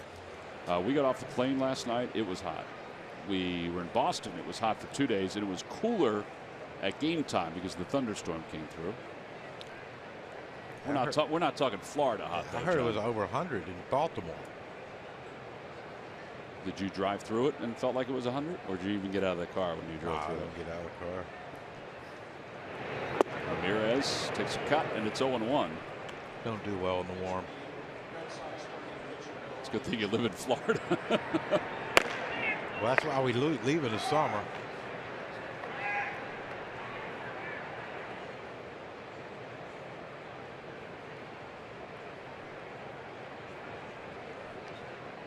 A 1 pitch to Ramirez.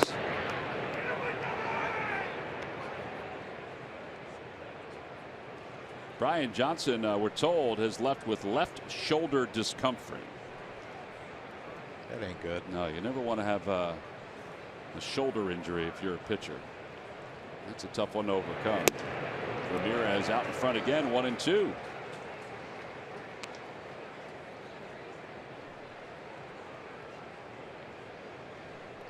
He hasn't had many good swings against Hellickson. No, particularly the soft stuff. Can't imagine they would give him anything quick here. Unless it's in. Looks like they want to do it. Better get it in there, though. That's in there. Hanley was hit by a pitch up in Boston. Yeah, he's not a fan.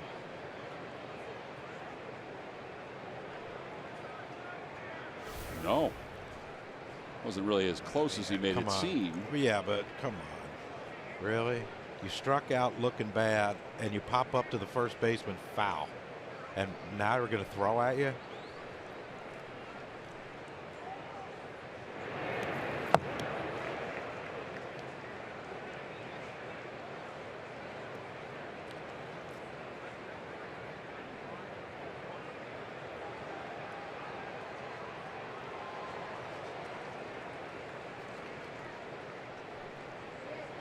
Throw him something off speed here, 3-2.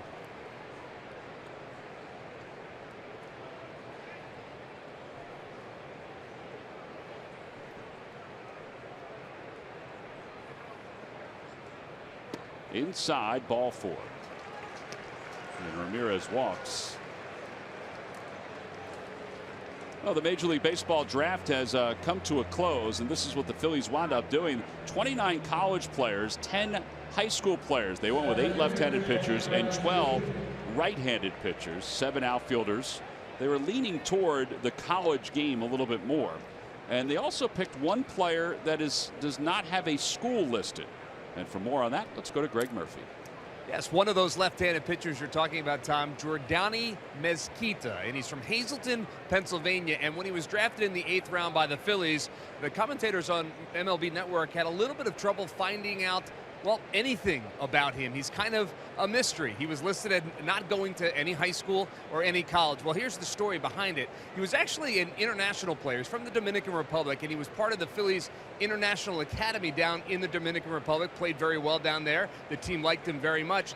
He then decided to come to the United States and enrolled in high school here for a very short period of time in Hazleton, Pennsylvania. He has since gone back to the Dominican Republic, but Major League Baseball rules say once you enroll in a high school, you can no longer be drafted in the international pool, which is what the Phillies tried to do last year. They tried to sign him as a free agent as part of the international pool. They couldn't do that because of Major League Baseball rules. So this guy kind of flew under the radar. The Phillies knew all about him, having watched him play, having scouted him extensively. When he was there in the 8th round, they decided to make their move. 19-year-old kid big power left arm, throws between 90 and 94 right now with a really good breaking ball as well. They really feel like they got kind of a steal in the draft just because of a little bit of a loophole in the international signing rules, guys. Well, it is interesting because we saw it too, and we didn't know a whole lot about him as well. We saw no school, but player in the States, and you project at 19 at his size, you figure if he's throwing 90 to 94 now, as he gets bigger, puts on a little bit more weight, you might see those numbers go up a bit higher. Sometimes you have to take a chance in a draft like this. By the way, this is the play that they're reviewing. Tommy Joseph covering the bag after throwing and getting the runner at second. It looks like they've got the runner at first. I think he got him, yeah. It's close, but it did look like they got him. So the Phillies challenged the ruling on the field.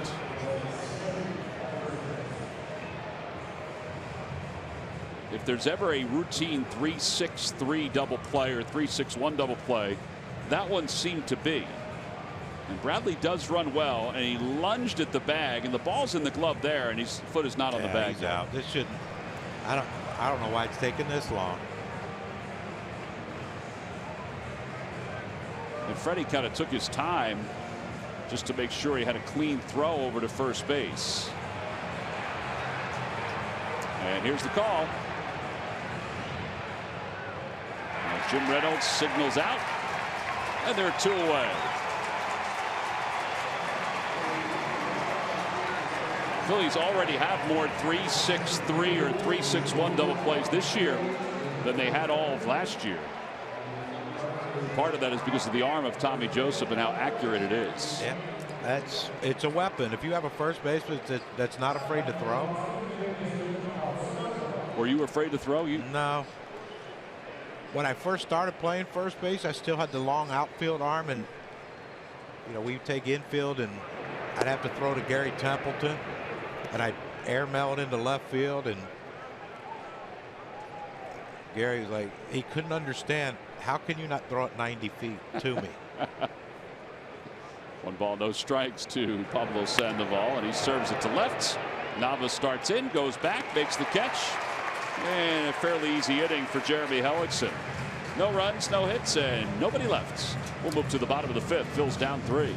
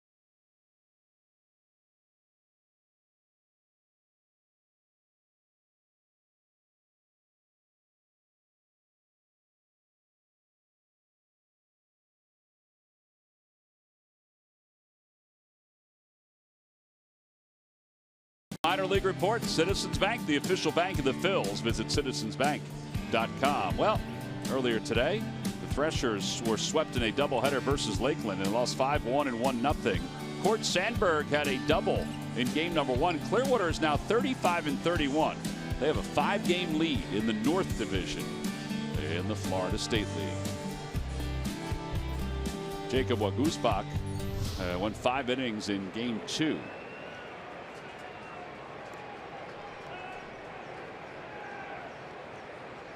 Right now, Buffalo leaves Lehigh Valley 4-0. That game's in the 6th. Mark Appel went 5 2/3, struck out 4. Lehigh Valley is 43-21. on the season.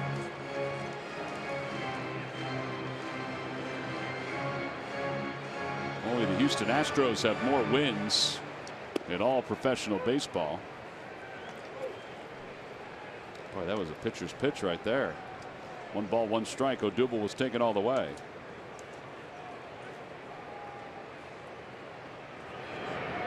Outside, 2-1.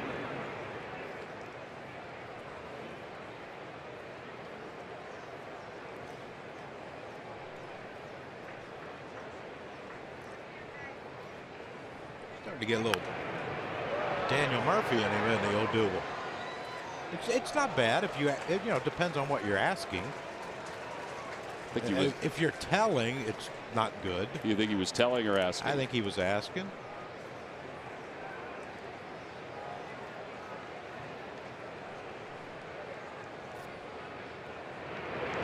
Inside. 3 balls, 2 strikes. Howie Kendrick waits on deck.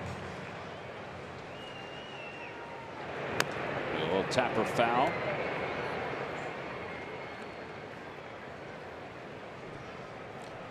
Not sure what that was, but I think it was, let me just try to stay alive as best I can. I don't know if he thought he missed that pitch and should have crushed it, or He does do that often. Opposite way, that'll go foul off the tarp. been working lately, hasn't it? A lot of doubles. Yeah, 23 doubles for Odubel. Off the tarp, Pitt misses one guy. Off the glove. Yeah. And Odubel strikes out. Well, there's got to be some funkiness to this guy in some way, shape, or form.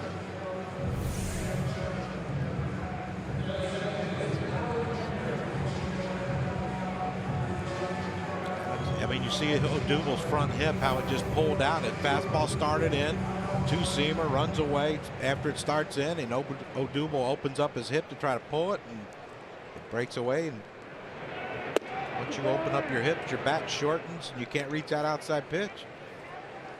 The Red Sox finally signed Velasquez after seeing him in the winter. As Kendrick hits it the opposite way, Betts on the run, dives, and he corrals it. 2 outs.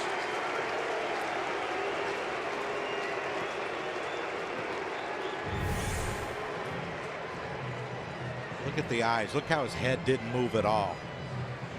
And this is a guy that was an infielder 3 years ago. I mean, his eyes never moved. His head never bounced once until right there. You wonder why he can track the ball so well. So athletic. Oh, with 2 away, here's Aaron Altair. He homered his last time up, a 2-run shot. And a triple away from the cycle. Right? That is correct. He's got just the speed to do it.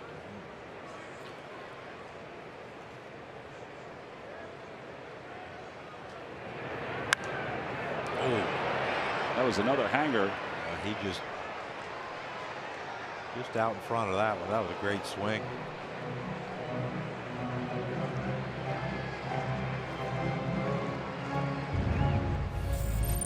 Last time he was up, Aaron Altair. Hanging breaking ball like Johnson. Swinging like Altair is. Those babies are fun to watch. Pedroia tracks it down and throws out Altair. 4-3 on the putout. 1 hit allowed and 2 1/3 by Velasquez. We will head on to the 6th inning. Oh. Ready to go.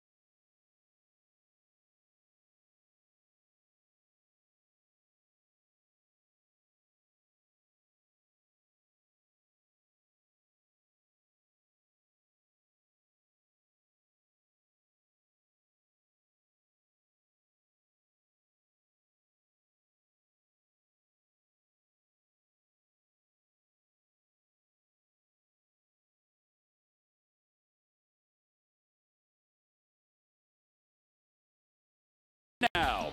Odubel is putting the month of May in his rearview mirror and steering his way toward an exceptionally productive June. Through the first 6 days of the month, Herrera compiled 12 hits, all of the extra base hit variety, including 10 doubles, already besting his career high in a month. Pitchers had his number early in the season, but if you mess with El Torito, you get the horns. And it's brought to you by Independence Blue Cross. Live fearless. El Torito's having a little tougher time tonight. He is 0 for 3 and 2 for 14 in this series against the Red Sox. Phillies trail it by 3. Jeremy Hellickson, I didn't think he'd be around for the 6th inning, but here he is. Despite his struggles, he'll face the bottom of the order. Inside 1-0. Yeah, the Phillies' last off day was when? Last off day was before Atlanta, right? It was before the last road trip. San Francisco, maybe? Before the San Francisco series? I think it was right after we came home from Miami. Yeah, that's right, that Thursday. And we don't have an off day till next Monday. Yep. So this is huge for Hellickson. Well, plus the fact the Phillies played back-to-back, and so did the Red Sox, but extra inning games. They didn't add anybody to their bullpen. They may do it at some point in the next couple of days. Or they may add another bench player. 2-1 pitch to Leon. And he crossed him up, but it's 2-2.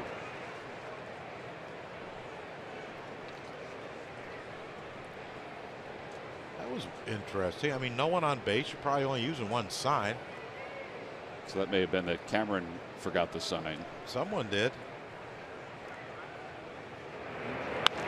Out to right field. Altair going back. It's over his head and off the top of the scoreboard. Leon on his way to second. He'll get there sliding. That's his 5th double.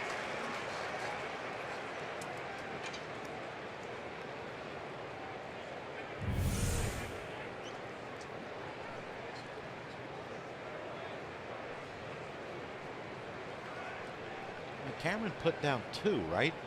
2 must. Apparently that's the change up. And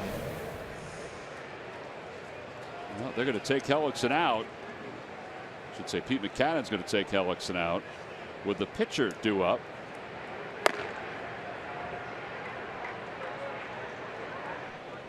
So pitching change here at Citizens Bank Park. Red Sox lead the Phils 6-3. We'll be back right after this.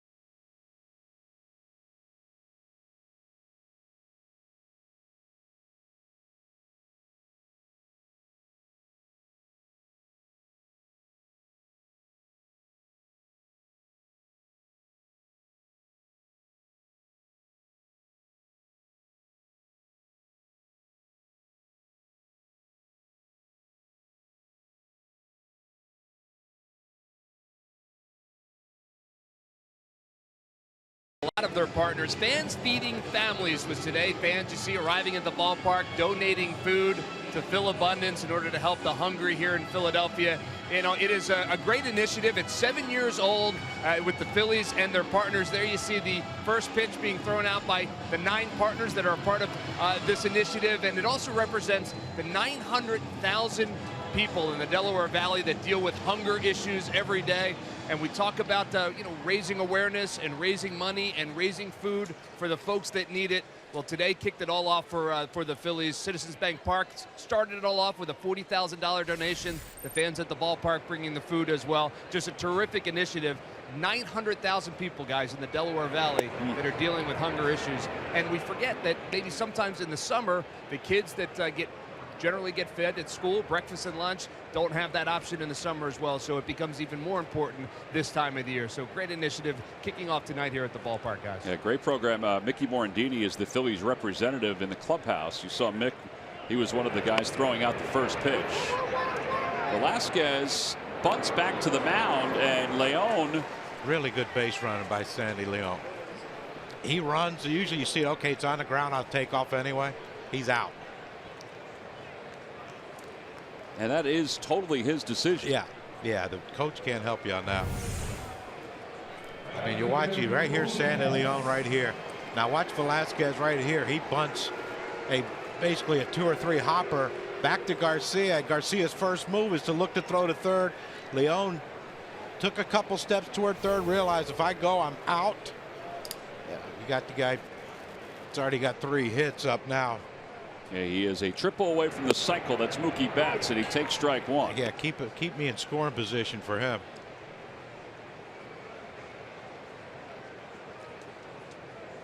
Luis Garcia, 3.97 earned run average. On the outside corner, 0-2. Tell you what, too, I'm sure Cameron Rupp was yelling 1-1-1-1 after he saw Leon not going, but most pitchers will just pick that ball up and fire it to third because they think they have a play. Now, they probably still, Franco, if he caught it, probably still could have thrown out Velasquez going to first base, but good heads up play by everybody there. Check swing by Betts. Did he go? Yes, says Jim Wolf. And 2 away. Isn't it amazing what velocity can do? Oh, yeah, he was starting early. That's why if you wondered why he was coming into pitch, he's pretty hard to bunt too. Yeah, absolutely. And even if you bunt it, if you bunt it off the barrel like you're trying to do, it's going to come off harder than normal. But yeah, you saw Mookie jump out in front of that one with that leg kick. And 2 men down. Pedroia's up. Pedroia is 1 for 3. 99 for you there, Petey.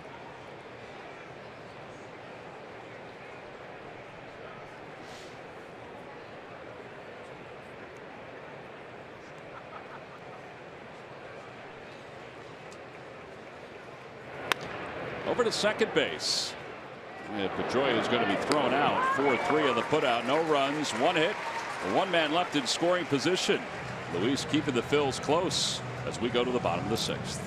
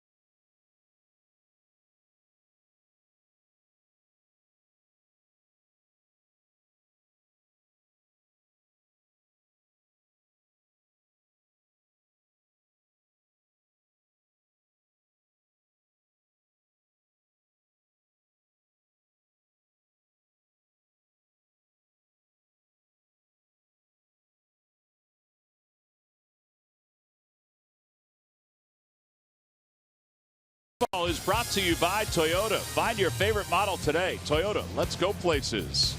By McDonald's, introducing the new signature crafted recipes at McDonald's. I'm loving it. And by your local Chevrolet dealers. Bottom of the 6th inning at 6-3. Red Sox on top.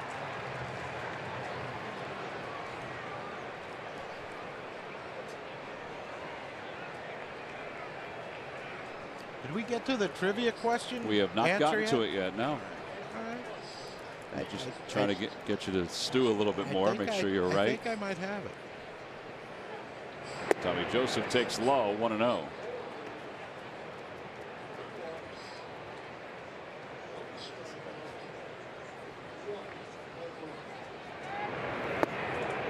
Boy, everything is down and moving. Welcome to winter ball. Welcome to Mexico.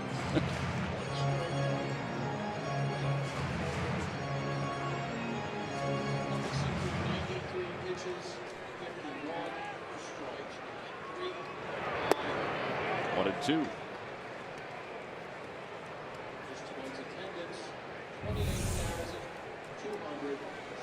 Our pitch cast presented by GMC. Everything is down in the zone. Everything starts down and ends up lower.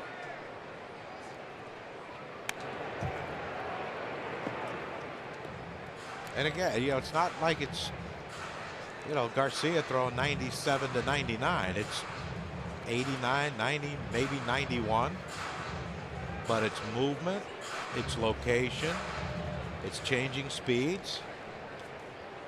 You know, at some point, someone's going to realize, you know, Greg Maddux did pretty well doing that. I don't know if we noticed. You know, 300 and what, 20-something wins, and what? I think it takes a lot of confidence to do it. 3 or 4 Cy Youngs, or however many Cy Youngs.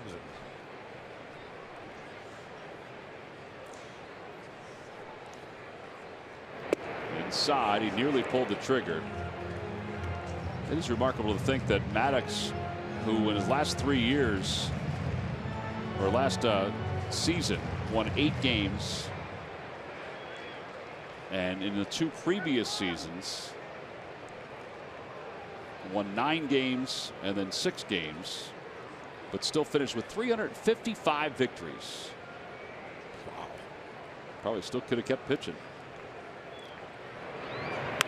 Tommy pops it foul off the left field line, and Sandoval watches it go out of play. Yeah, that's not bad numbers. I mean, but you know, wins are overrated. Wins and RBIs. Wins are overrated, but when your career's over, that's kind of what they judge you on, right? Absolutely. Over to third, and a nice big hop for Pablo Sandoval. John, we have arrived at our Jeep Stump the Fans trivia quiz answer. All right, the question is, who has the lowest ERA for a relief pitcher in MLB history with a minimum of 300 innings? Oh, and Kimbrel. You would be right. Craig Kimbrel, 1.80 earned run average. How about he is not allowed a run at Fenway this year? And the way we saw him pitch, yeah, that's not a surprise. That's a pretty pink. I like that. It shows up pink. It does not show up salmon. Yeah, I know. That's a really nice. Be a nice Mother's Day shirt. Mother's Day's past, right? It is, but you can prepare it for next year. Yeah. It's always a belated one. You have about 60 days before you have to. I don't like to get too far ahead of myself with things. 2 balls, no strikes to Franco. And Father's Day is Sunday. This coming? I believe it's this coming Sunday. That's why we're giving out the Hawaiian shirts.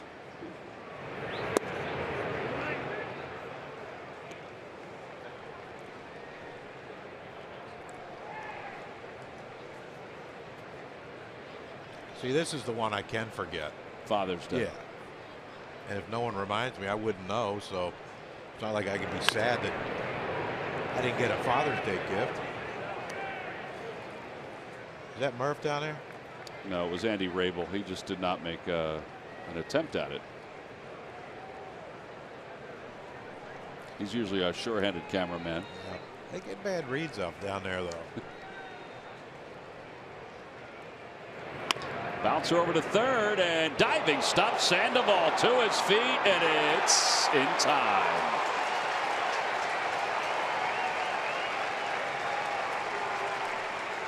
Man's moving pretty well there tonight. You know, that's one thing. He's always had he's always been very soft-handed. I mean, look at this play. The dive, he catches the ball behind him. He gets out. He knows McCall's not the fastest of runners, but I mean, he caught that ball behind him. Look at the. And that's the thing. Well, I talked to Bruce Bochy at length about him. And he said the thing is, don't let the size fool you. He's very athletic. And, you know, he got him. A bang play, but he got him. Well, now he's going to go play play on the right side of the diamond. He's the rover. He's had issues with that knee. Obviously, he hurt it earlier this year. It was on the DL, so he's got the knee brace on, which causes him to lumber a little bit more.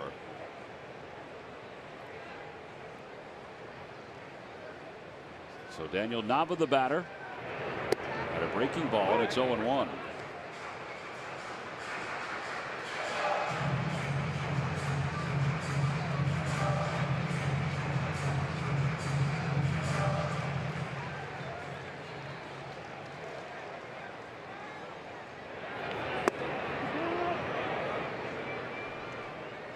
That's the one thing I wish I was. I wish I would have learned how to switch hit. Did you ever try it? Once, Little League, popped up. And Never that was did it again. Didn't work. My stick-to-itiveness was a little lacking back then when I was 12. Up high.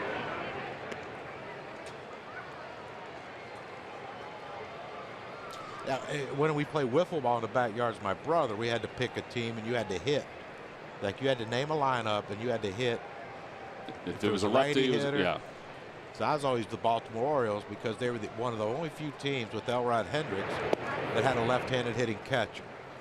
So I was always Baltimore. So I had Boog Powell, and I had, of course, with Brooks Robinson, I had to hit right-handed. Figured I could sneak that one more lefty in with the catcher.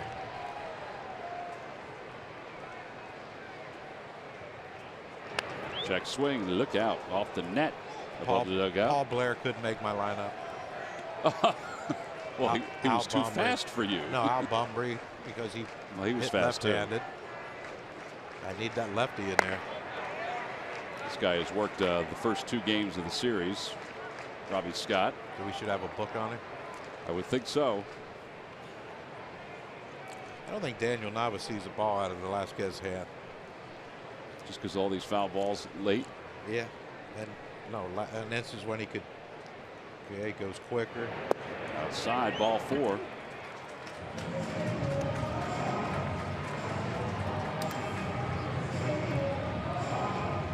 So a base runner for the Phillies, and now it'll bring Cameron Rupp to the plate.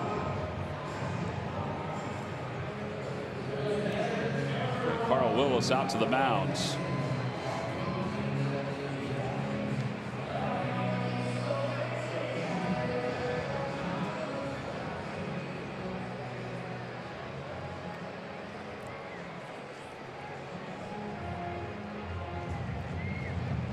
Guys pitched pretty well. I guess this could be an extra scouting report about Rupp, but he got him to bounce out his last time up.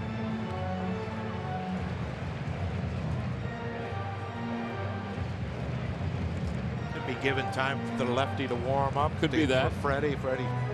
Have him bat right-handed. Yeah, got 2 doubles. Well, we got 1 right-handed and 1 left-handed, but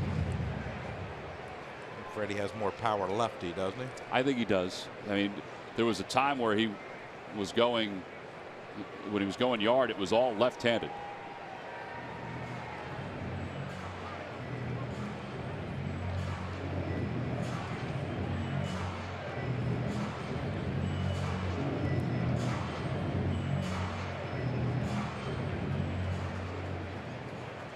Cameron. Get up in front of one.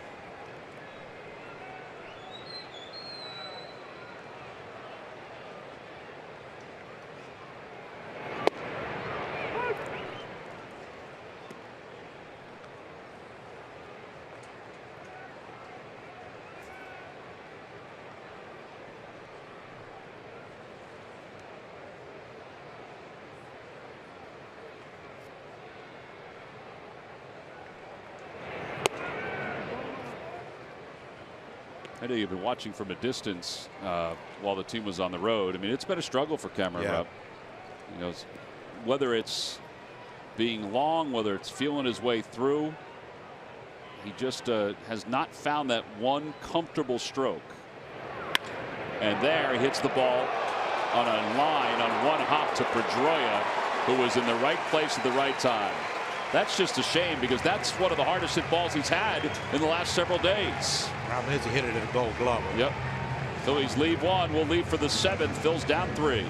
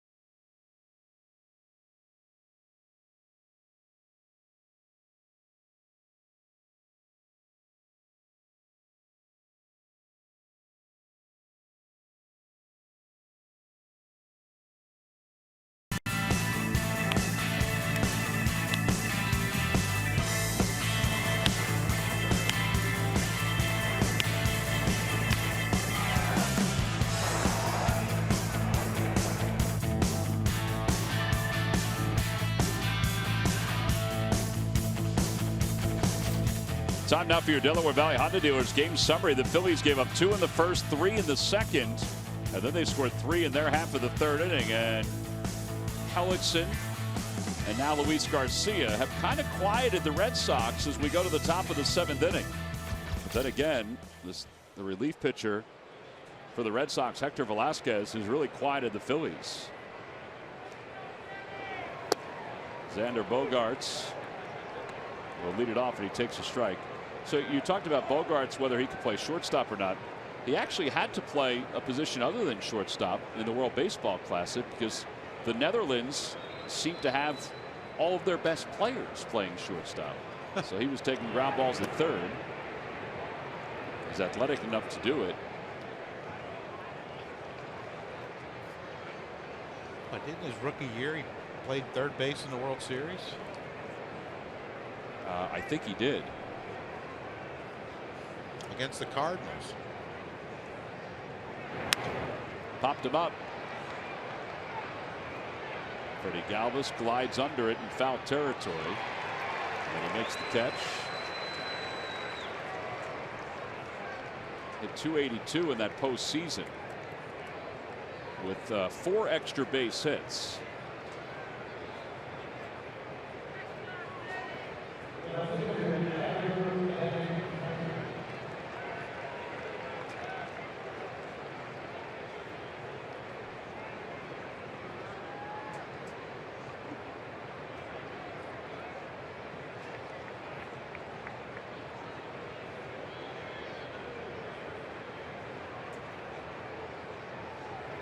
Outside, 1 ball and no strikes.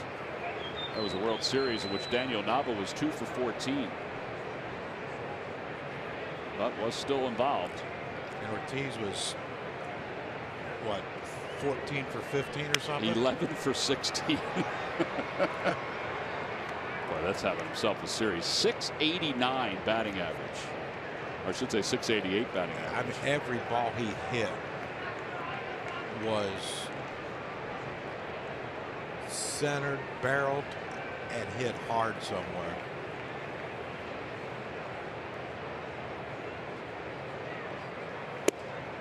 One and two, 97 on the heater.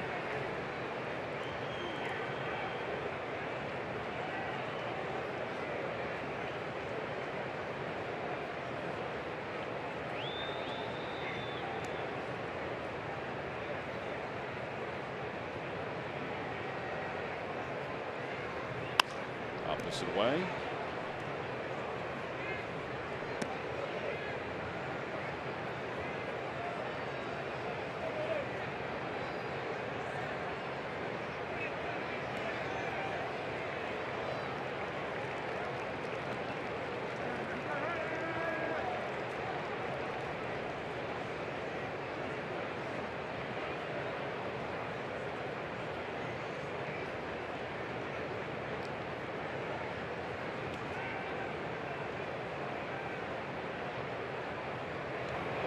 And a line drive, base hit it to center field. Kid is good.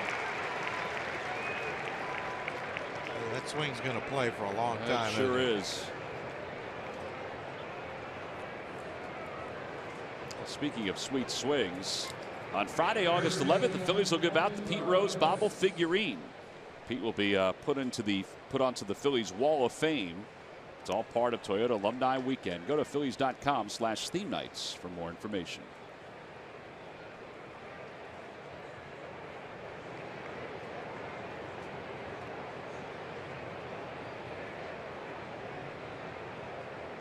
Five-game hit streak now for Benintendi. Hanley hits it the opposite way. On the run is Altair and reaches down and makes the catch. His throw to first to try to get Benintendi. He got him at first base.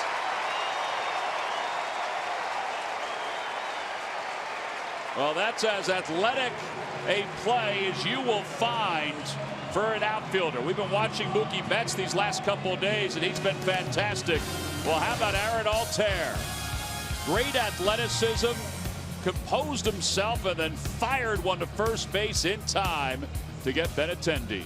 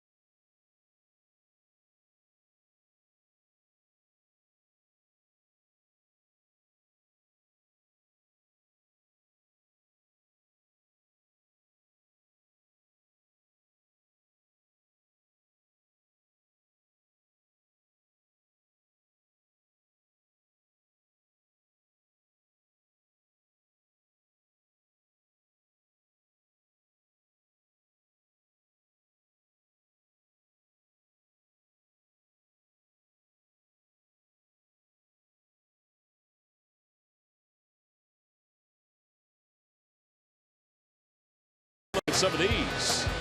Yeah, there's been a lot of great defense. Xander Bogaerts with the play off of Hellickson, the jump throw to first base. And then Mookie Betts, great first step, great read. Head always still, making a great diving play. Pablo again, another dive for a ball to his left, comes up throwing against Franco by a half a step. And then Dustin Pedroia with the great backhand.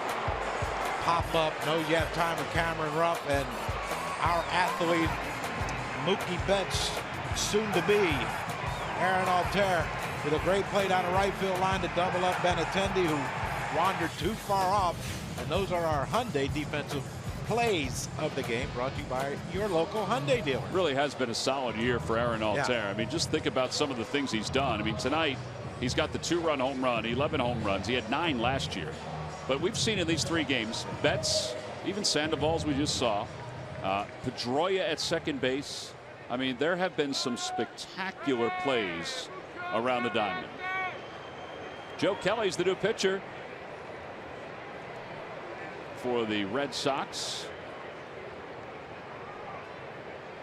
The hard-throwing right-hander. Talk about a guy that's made a transition. I think the Cardinals thought he was going to be a dominant starting pitcher. The Red Sox did also when they acquired him from St. Louis. But he just couldn't do it for the long term. Certainly he's been able to do it in the short term.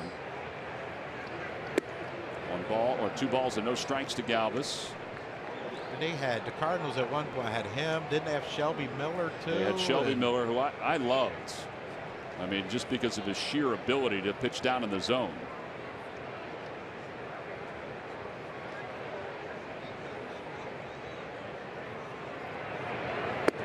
Upstairs. And the guy that younger guy with the power arm they put out in the bullpen is now their #1 starter. Carlos Martinez. Yeah. Well, they didn't know if he would be able to start, but they thought Kelly and Shelby Miller were going to be dominant starters. Of course, we wish Shelby Miller the best. He's out for the rest of the year.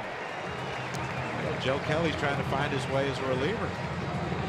A walk to Galvis to lead it off. And now Ty Kelly, I think. Jim Reynolds looked into the dugout to make sure this is who Pete Buchanan wanted.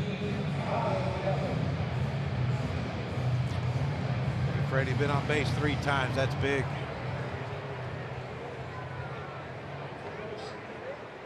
So Kelly is facing Kelly here in the bottom of the 7th inning. I hope our Kelly wins the battle Yeah. here.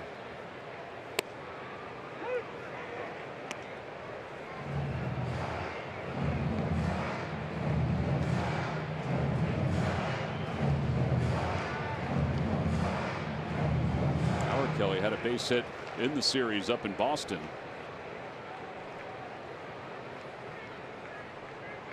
The ball's 1 strike to Ty Kelly. Out toward left field. But Benintendi is out there and makes the catch. I don't think you're going to try to run on his arm. No. Have you checked out CSN's podcasts? From every offseason move the Eagles make to the Phil's next big hitter, CSN podcasts have you covered. Take insider info with you wherever you go. Subscribe now on Apple, Google Play, or csnphilly.com.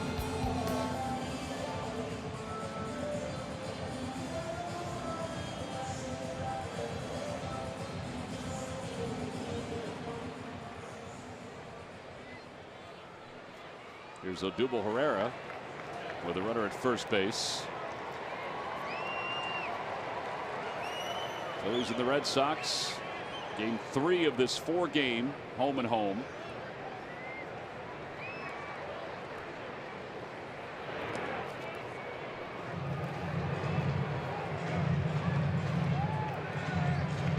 Pretty good downward movement on that pickoff throw to first. I think Hanley agrees with you. Those things hurt too. It hit you in the thumb. Right-handed guy catches, throws right-handed. That thumb's underneath, and that ball sinks.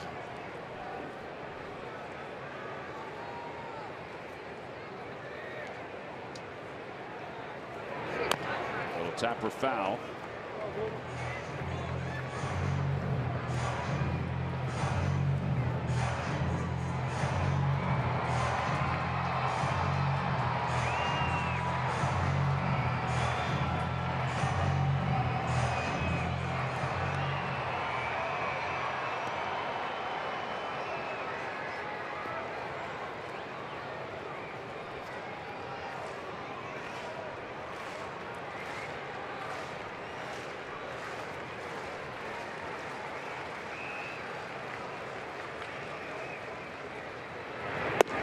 the knees.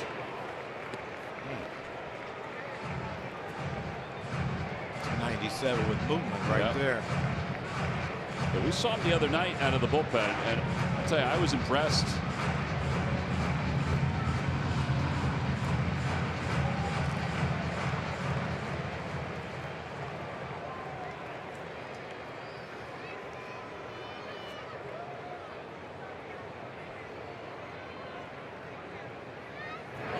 Odubel fouls it. It remains 0-2.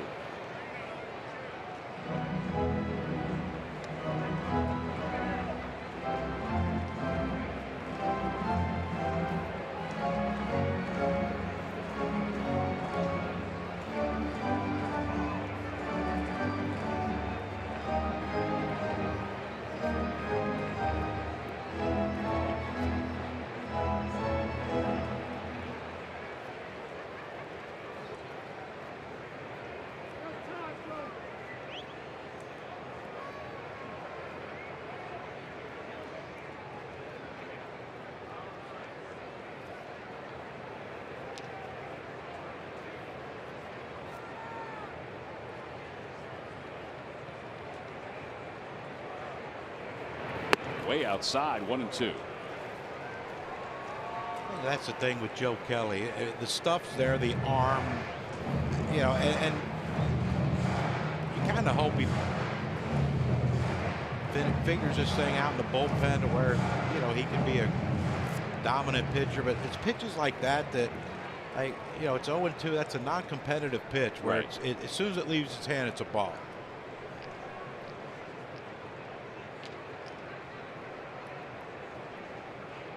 One ball and 2 strikes.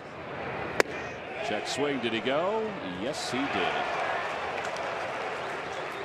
The body moves.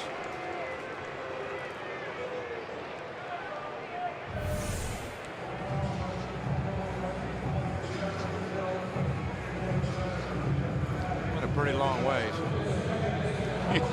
Yeah. I'm not going to sway the judges. Well, he's as good as he's been in June, and he was excellent on the road trip. He was 14 for 40. His swings have not been as crisp over these last 3 days, which, you know, he's a streaky hitter. Yeah. He was, though. That's 100. That last pitch, Kelly, was 100. Well, that's the thing. I mean, if he can corral it, plus that little slider that he throws.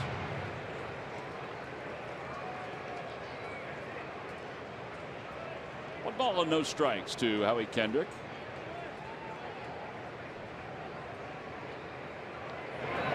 Up and in.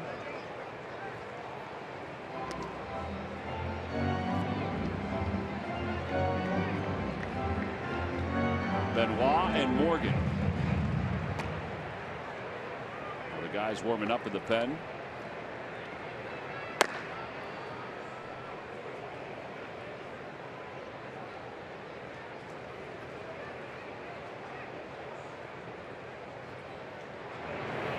Bounce to second base, and an easy play for Pedroia. Phillies get the leadoff base runner aboard, but do not score.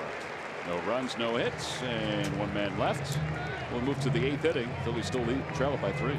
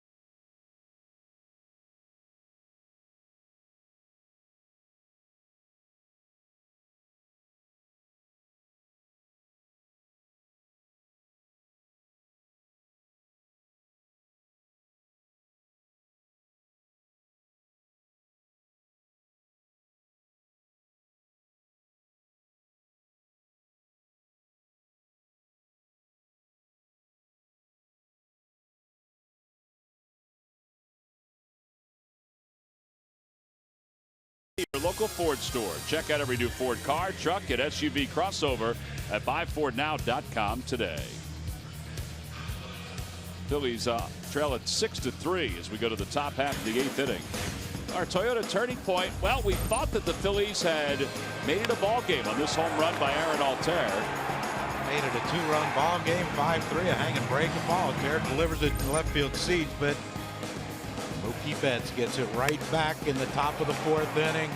2-run lead quickly becomes a 3-run lead for Boston with that home run to left center. His 3rd hit of the game.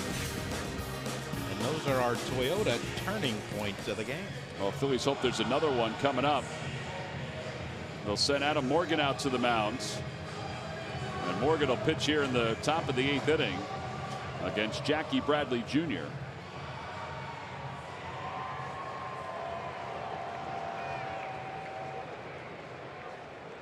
It'll be Jackie Bradley Jr., Pablo Sandoval, and Sandy Leon.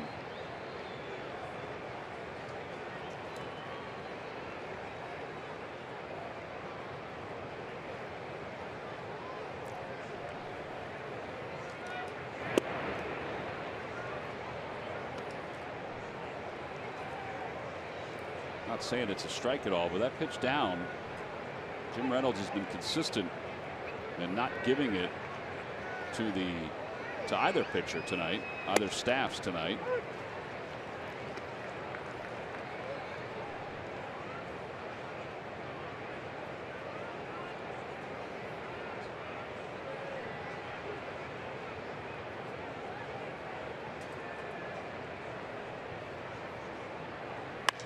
Out towards center field. That's well hit. Going back on it is Herrera. It's over his head and off the base of the wall.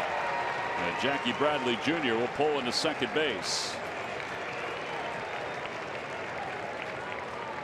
A leadoff double. Hey, how about his perseverance? Jackie Bradley Jr. first up in the zone. Breaking ball stayed up in the zone. Bradley stays on it, drives it to center field over Odubel's head. When he first came up, he was supposed to, that spring training he had, you're like, this guy's a superstar. And then it was a struggle. And, trip back to the minor leagues. And I think they rushed him too fast. I think he just had some issues with his swing, and Chili Davis has done a great job with him, the hitting coach for the Red Sox, and straighten him out. Yeah, at that time, Chili Davis, well regarded, did straighten him out.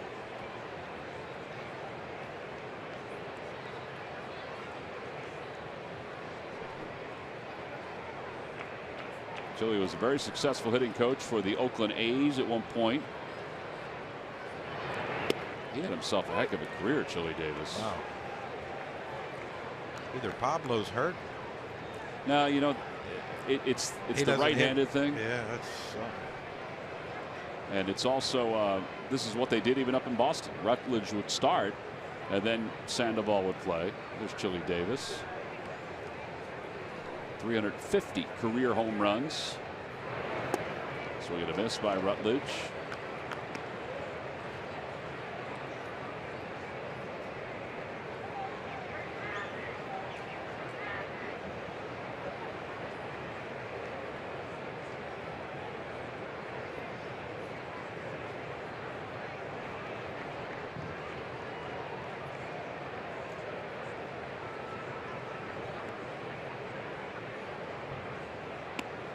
The 0-2 pitch will have to wait as Morgan steps back towards second.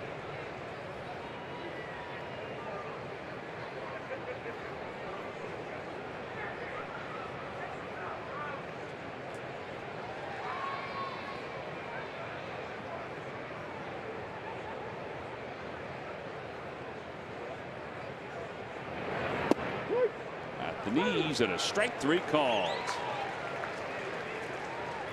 Good placement by Adam Morgan. So with one out, runner in scoring position, let's check in with Greg Murphy. Murph. All right, thank you very much, Tom. Time for our unlimited baseball break presented by T-Mobile. And the Mets second baseman Neil Walker is just the latest New York Met to need assistance leaving the playing field. He laid down a bunt early in their game tonight against the Cubs. He was legging it out to first, pulled up lame about halfway up the first baseline, then collapsed behind the first base bag. He was grabbing his hamstring. The Mets officially saying he left the game with a lower leg injury. However, he will have an MRI tomorrow. So more injury news for the Mets. The Giants, well, they got a little bit better news as they are getting a little bit closer to getting their ace back. Madison Bumgarner getting very close. He's going to pitch to live batting practice on Saturday, the first time that he will face live batters since injuring himself in that dirt bike accident back in April. So he will pitch to live BP. But the prognosis for him getting back on the mound, still a little bit of time. They are expecting maybe mid-July to get him back. He's going to have to make a couple of rehab starts, but this is the first start in the process, guys. Yeah, and you remember when they were here in Philadelphia, he was in the outfield throwing on flat ground. That's when he first started his throwing program. Not sure if it's going to be too late or not for the Giants once he comes back. They're in last place in their division, tied with the Padres. Wow. 26-40. Runner goes. Pitch is popped up toward first base. Tommy Joseph makes the catch. And Jackie Bradley, because the ball was hit a mile high by Leon, Jackie Bradley was able to get back. And they tag him out. They say he's out. I thought he went back and touched third. He crossed third, and I don't think he retouched it. Interesting. I thought he did. I don't think he retouched it. See how he crosses third. He touches it, recrosses. Yep. He stepped over it. I don't think he touched it. Yeah, you're right. He didn't touch it. There's really no neighborhood play in something like that. He has to hit the bag, or otherwise it would be that he went inside the bag. So good pickup there, John. It's a double play.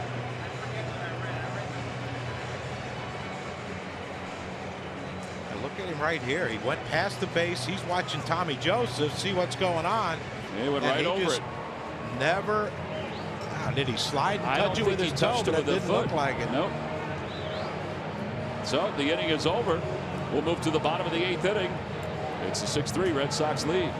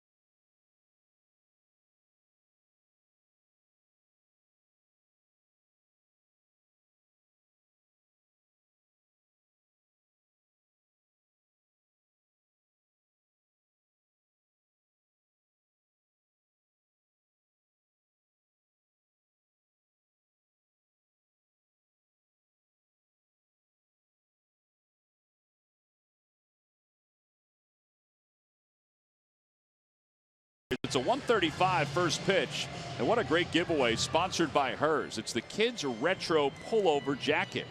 It's for children 14 and under. Go to Phillies.com and purchase your tickets today.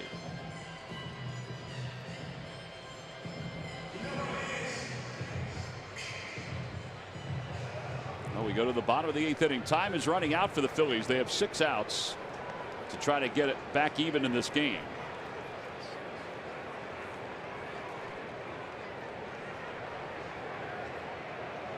And they'll start with Aaron Altair against Barnes. Josh Rutledge stays in the ballgame to play third base. Barnes 5-2 with an ERA of 3.38.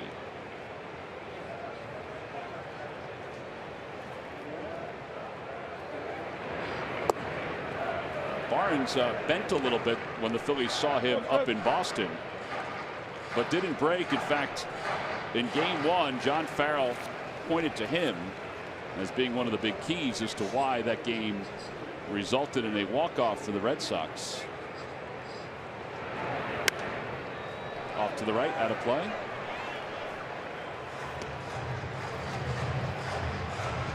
I think this is where the game has changed so much.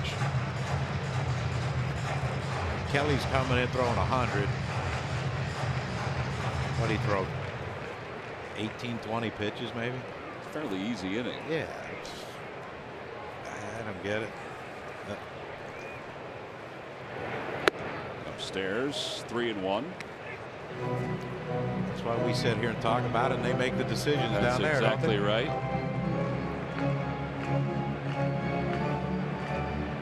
We get to enjoy it without a knot in our stomach 90% of the time. Well, 3 balls, 1 strike. 3 balls, 2 strikes.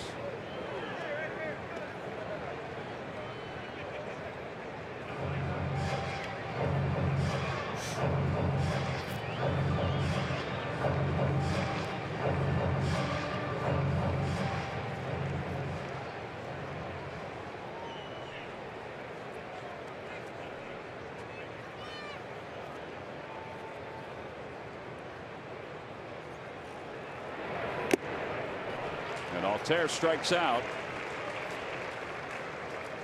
Well, we go back to that play that ended the top of the 8th inning. This is what happened. Jackie Bradley Jr. hit the bag, went past it. Ball was caught by Tommy Joseph, and then he reversed field. You have to hit the bag. Third base umpire was right on it. Watch Cameron Rupp. He's peeking to see where Bradley was. He's watching to see what Jackie Bradley's doing. He's pointing. And that's what you do when, you know, everyone thinks, oh, balls hit the first base, but I don't have a responsibility. Everyone does. Every play you have a responsibility. It's something. It was a good pickup. You saw it from up here. I thought Bradley hit the bag as he went back to second base.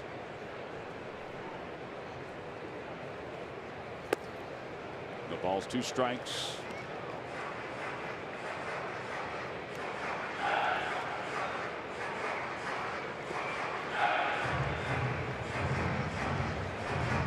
Yeah, a couple base running mistakes. Benintendi getting off too far last inning, and Altair doubling him up, and then that play by Jackie Bradley. I mean, it's elementary stuff. You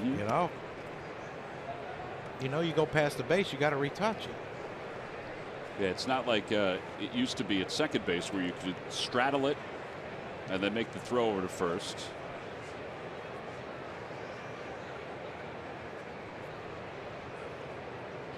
1 ball, 2 strikes. Bouncer foul. I mean, Benintendi got doubled up in Boston on the ball by Nava. Correct.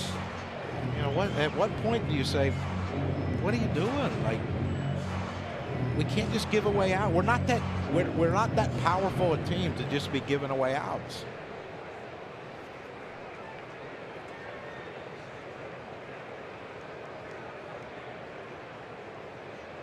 One ball and 2 strikes to Tommy Joseph.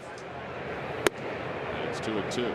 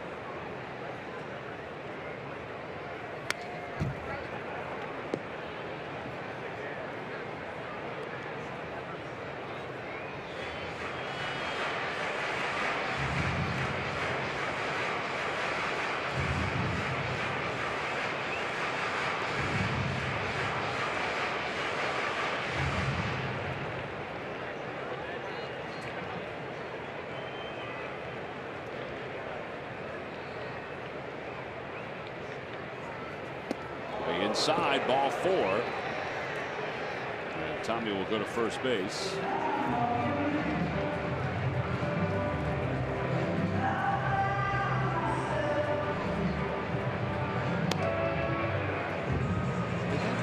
Didn't hit him. Why did he just run down? I mean, you don't know where that ball's going to kick. Yeah, he peeks, but you're right. All right, he's on. Yeah. Pitch runs in. I mean,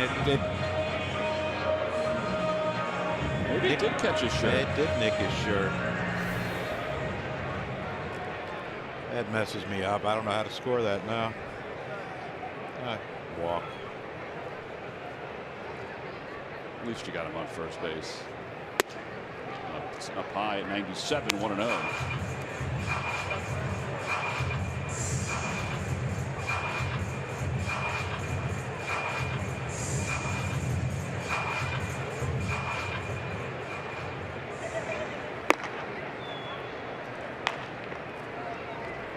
Versatile guy right there, warming up in the 6th and in the 8th.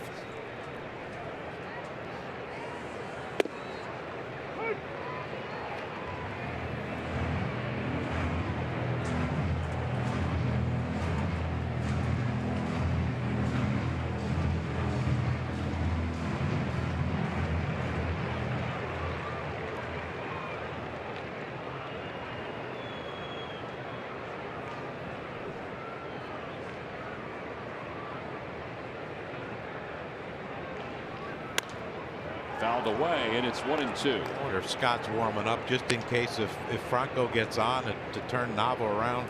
I think that's exactly what it is. Right-handed.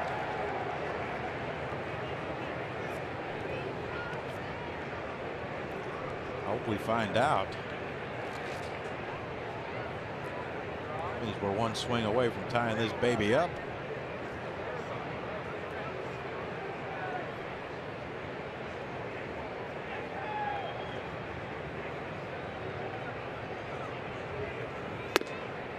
Balls, 2 strikes.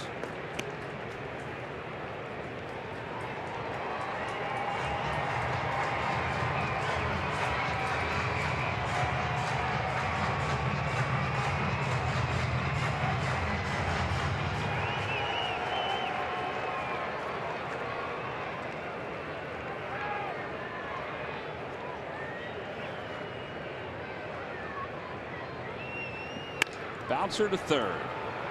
And they'll go to second for 1. Pedroia was pulled off the bag. And it does mean the tying run will come to the plate. It'll be an error at third base. That may be the spot where they got to figure some things out. Well, that's why I thought it was funny that he would pinch hit for Pablo. You know, you're winning. I think he might be on the bag. I think he might have been. But, you know, you're winning this game. You know, you're taking out a guy who's playing great defense. Yeah, they're challenging. So they'll take a look at this, and it should be an out at second. It can't be. I already marked it down.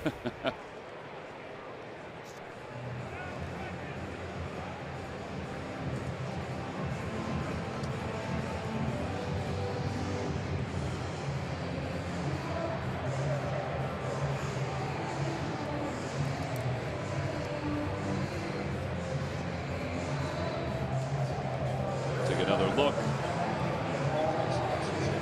Yeah, you see the left foot still on. It's still on. It's still on. The ball's in his glove, and he's still on the base.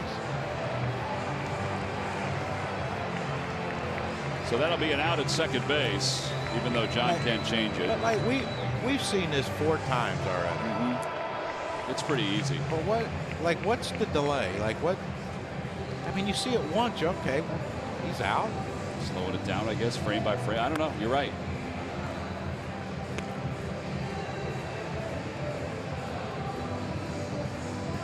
Jim Reynolds to your left. And Lance Barrett is to your right. And he is out.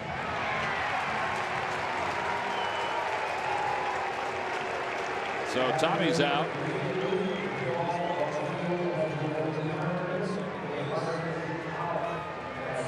So no error on Rutledge. Nope.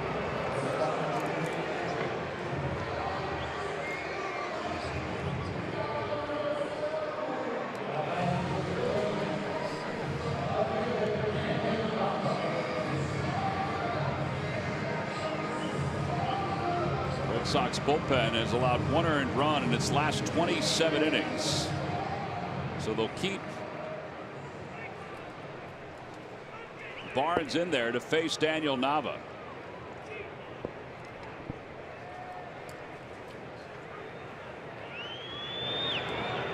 Little tapper foul.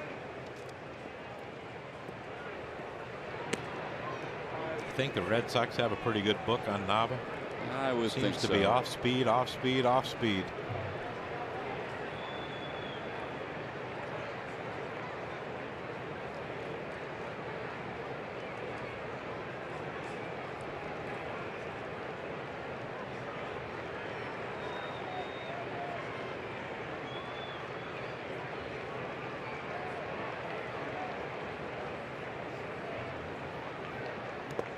Ball in the dirt.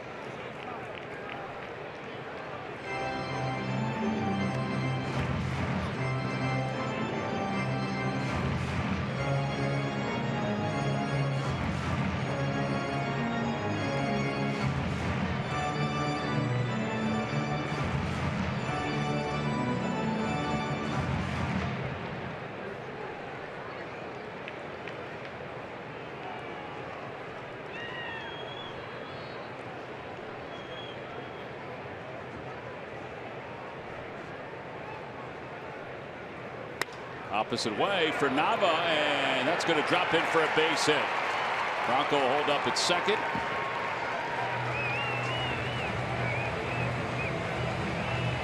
Tell you what, if we didn't have the replay rule, we'd be looking pretty good right now. Absolutely. The base is loaded. And that's right. You see that piece of hit right there by Nava, and with the shift on. So now we know he has the ability to hit the ball the other way left-handed.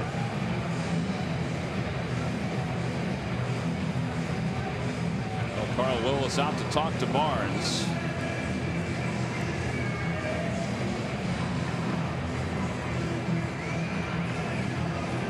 That's the second time, right? He's come out with Rupp coming up. Yeah, the last time the Rupp was up.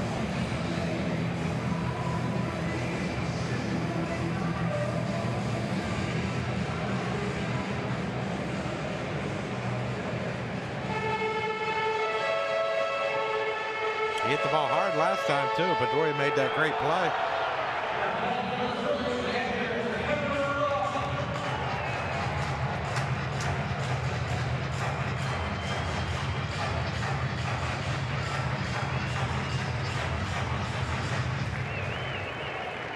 On first and second with 2 men down here in the bottom of the 8th inning. Tying run is up.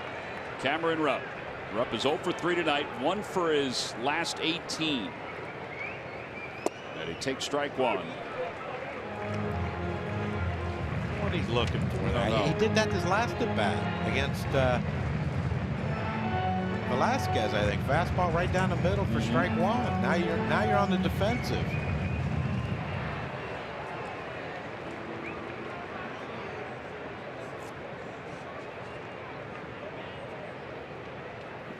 Upstairs, 1-1.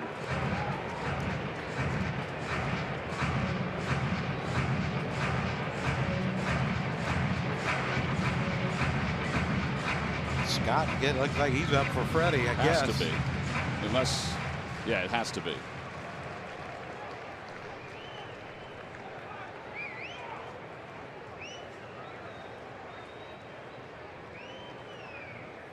Inside, 2-1.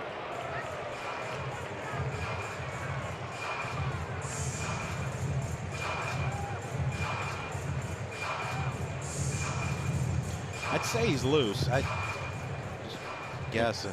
You say he's loose and he may not be able to pitch tomorrow. Yeah, he might need a week off. 4 days between appearances.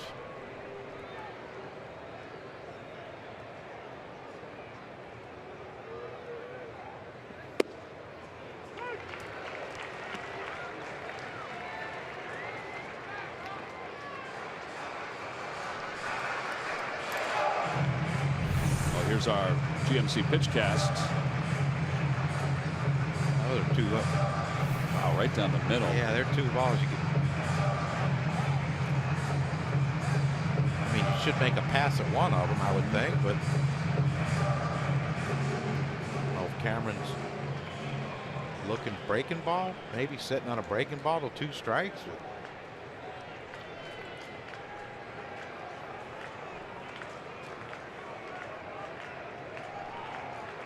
Runners lead off first and second. 2 balls, 2 strikes to Rupp. And a swing into this. Cameron strikes out. Phillies leave a couple here in the 8th inning. So we have completed our first 8 innings tonight. The Red Sox lead the Phils 6-3 as we go to the 9th.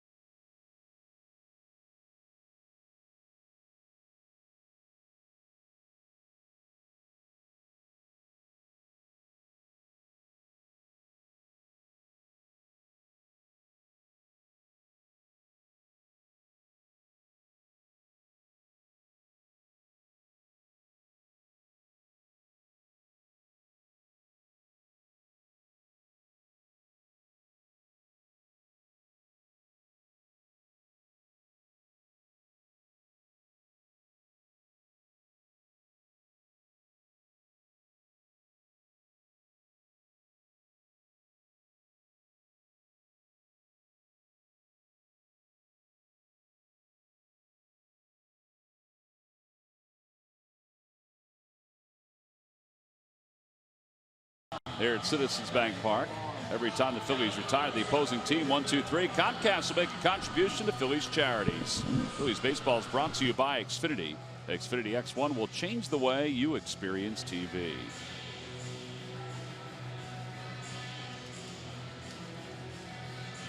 Well, Adam Morgan will continue on here in the 9th inning, and he will face Chris Young, who will come on as a pinch hitter.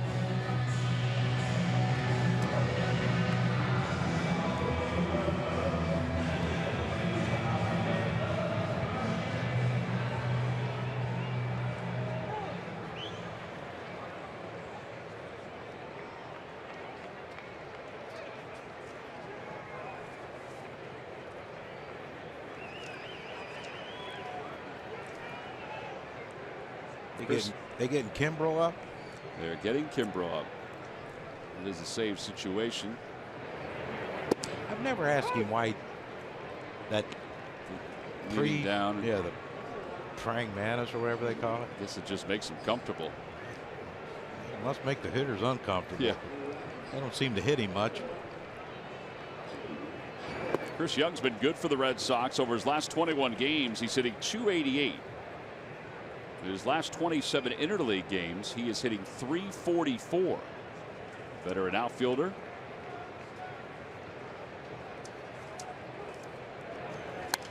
Fouls it off, and 1 ball, 1 strike. Phillies have Genmar Gomez warming up in the bullpen. You wonder if this is it for Adam Morgan. Got lefties coming up, or righties coming up, and Betts, Pedroia, and Bogarts.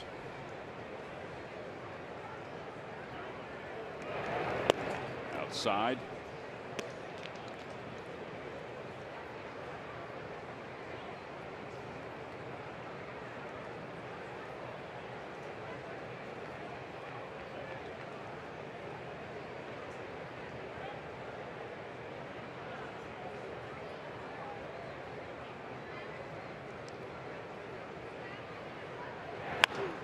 Fly ball, shallow center field. Kendrick on the run. He's out there, and he makes the catch.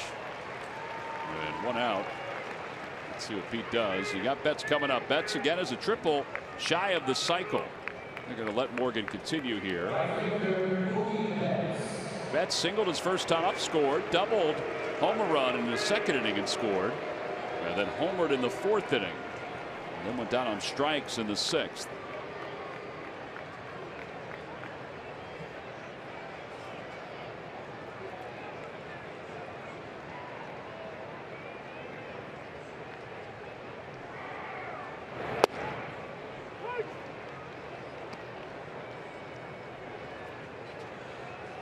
He's going to hit the triple. He's going to have to hit it either in the right center field gap where it's 398 or hit it off that State Farm sign in left center right there and hope it caroms away from Odubel.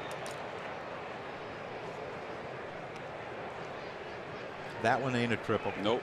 No. Some people, there have been times guys with good speed like Jimmy Rollins, but he was left-handed, would hit it down to the right field corner. But you got Altair who can run and has good arm. The last cycles for the Red Sox, it was Brock Holt in June of 2015. 0-2 off the outside corner, 1-2. The Brock star. See, he's a Kingery type guy, baseball player. Play anywhere. Put him in left, put him at third, put him at short, put him at second, center. It don't matter. Let me play.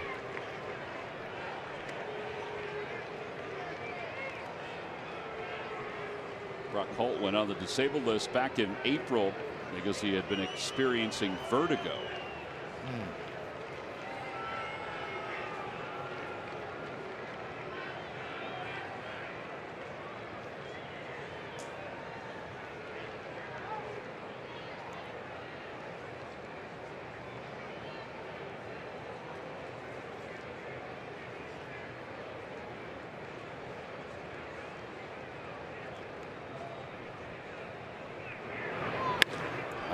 Drive out to deep left field. Nava going back, and it is gone. Second home run of the night for Mookie Betts. He's hitting well over 300 in his last 28 games, and he's just adding to that tonight. He is 4 for 5 with 3 RBIs and 4 runs scored.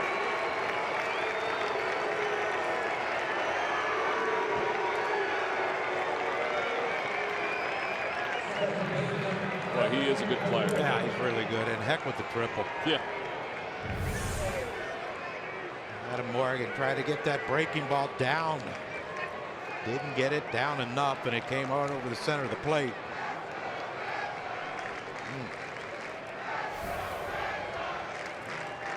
Kimbrel will sit down now. He might. Yeah, here's that. Scott's back up, throwing his 8th inning. For Mookie Betts, that's 8 career multi-home run games as Pedroia swings over top of that first pitch. Might have gotten a piece of it. His last 2 home run game was showed you August of 2016.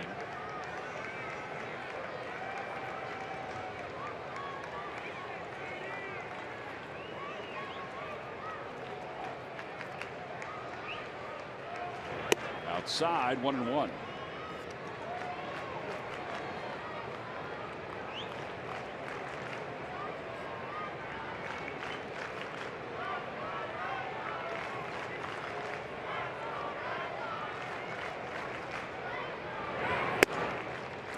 Last year in spring training, they said Mookie Betts called for a team get-together. I think they went, I forget, bowling or something, you know. David Ortiz was supposed to have a thing, like an appearance that night. He canceled the appearance because he said if it's that important to Mookie that he decided to do this, I should be there. Every player showed up.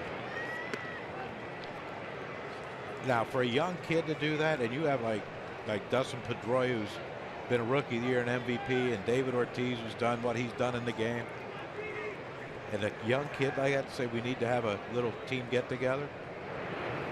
Swing and a miss, 3-2. It was in February of last year.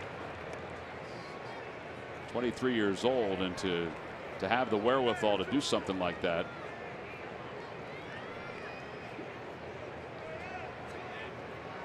Either that or it was a bowling thing and he just wanted to crush them all.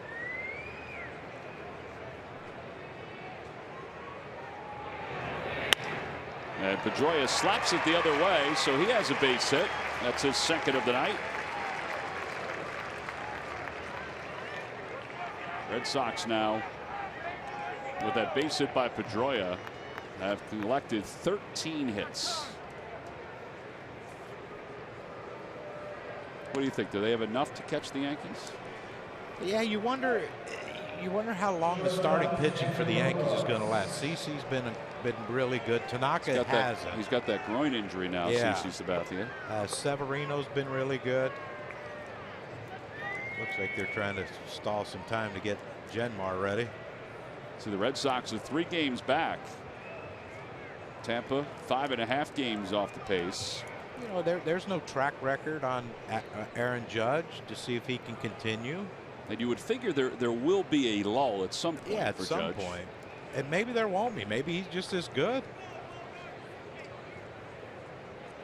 Well, we haven't seen the Yankees in spring training, but we've now seen the Red Sox for 3 straight days. Well, you remember Tanaka in spring training? Remember we faced him near the end and we said, you know, he hadn't given up a run or something? Mm-hmm. He hasn't done nothing but give up runs since the season started. Including opening day. Yeah.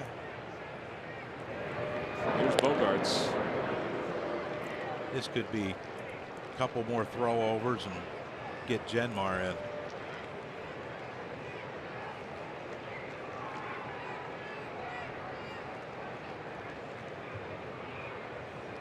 Yep.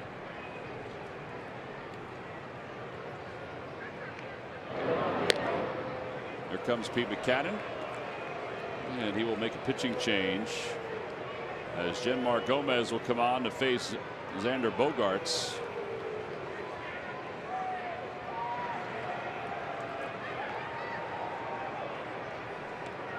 So a run is scored here in the 9th inning. The runner at first base is the responsibility of Adam Morgan. And we have a pitching change here at Citizens Bank Park. The Phillies trail the Red Sox 7-3.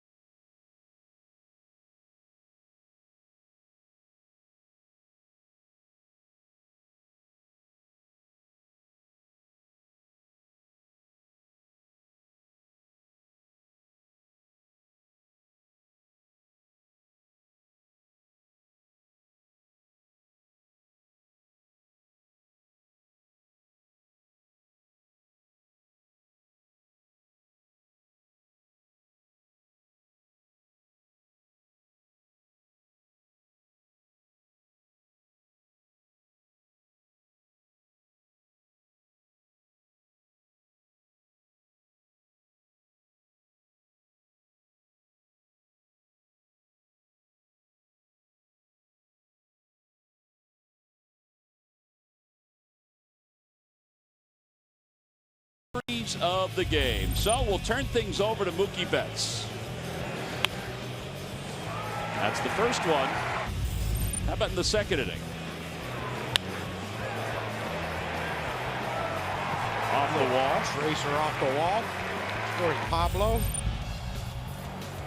In the 4th inning, he gets that after the Phillies cut the deficit to 2. He put it up 3 real quick with that home run, and needing the triple for the cycle. You know, what can you do? I maybe hit that one too well. Another homer. Oh well. Those are our WB Mason deliveries of the game. All right, so here's the box score for the Red Sox. We said 13 hits, including Betts with 4. Pedroia and Bogaerts have combined for 4. Speaking of Bogaerts, he's up now.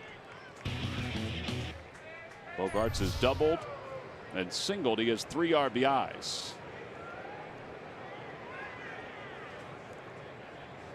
And Gomez's first pitch is in there. It's 0-1.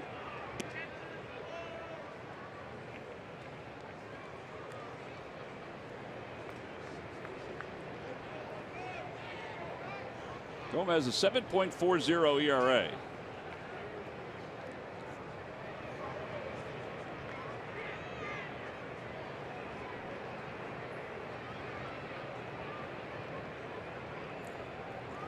Outside, and it's 1 ball, 1 strike.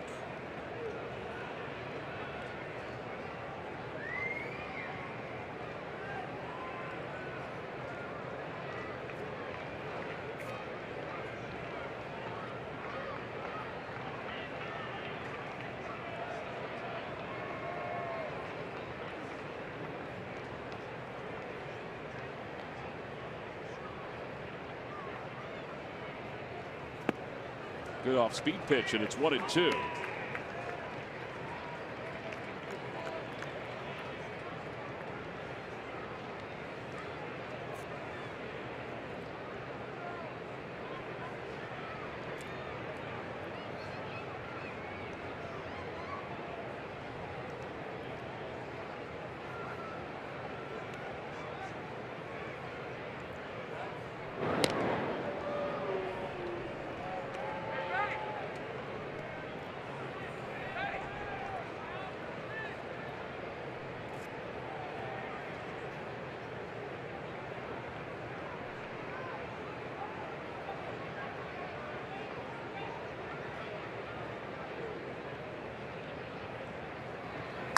Bouncer to shortstop. Galvis has it. Flips to second for 1. Over to first in time. A 6-4-3 double play. Red Sox are retired here in the 9th inning, but they do get the run on Mookie Betts' home run. So we'll move to the bottom of the 9th inning. Phillies down by 4 when we come back.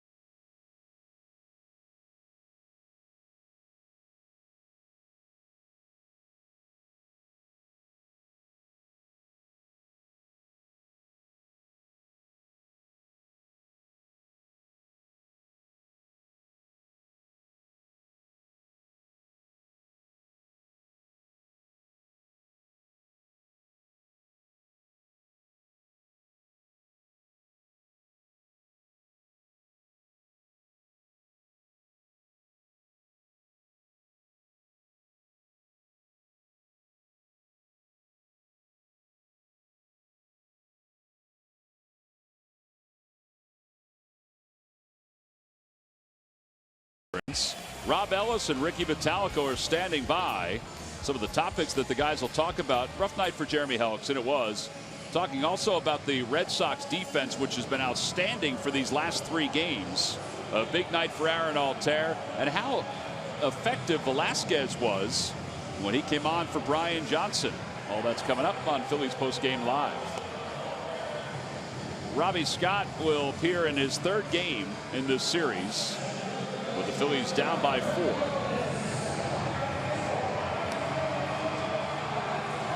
Couple guys get on. We see Kimbrel, huh? Let's cross that bridge, though. Yep.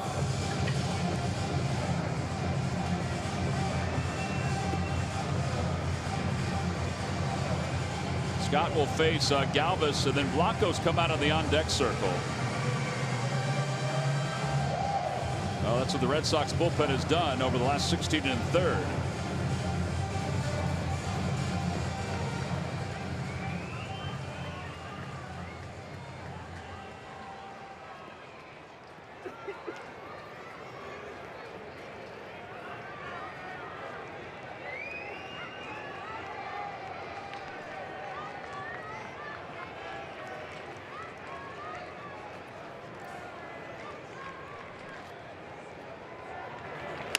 Galvis lifts it down the left field line.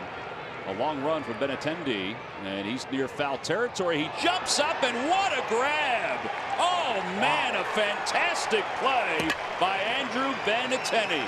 The defense just keeps coming for this team. Wow.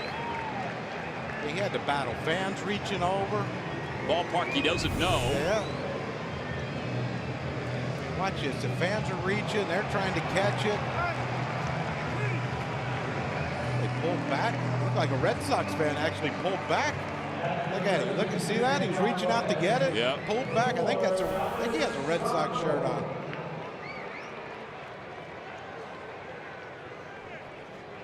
If it was, that's a smart move. Well, now Andres Blanco is coming up.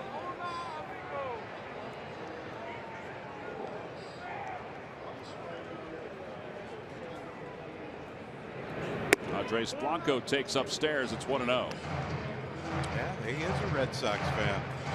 Red Sox fan with the blue hat and the gray jersey. You see him pull back? Yeah, he did. Benintendi. Heck of a play. Yeah, Benintendi is excited that he did that. That was a really good play. I mean, considering he's not used to the ballpark. Watch this again and watch the guy pull back. Yeah, watch the guy right there in the gray shirt. See, he pulls back. The Phillies fan's trying to get it. Yeah. And the Red Sox fan pulls back. Benintendi should give him a ball after the game. 2-0 to Blanco. Now 3 balls and no strikes. I wonder if Scott's at his pitch limit. He's thrown a lot of pitches. Doesn't seem to be wearing down though. Oh.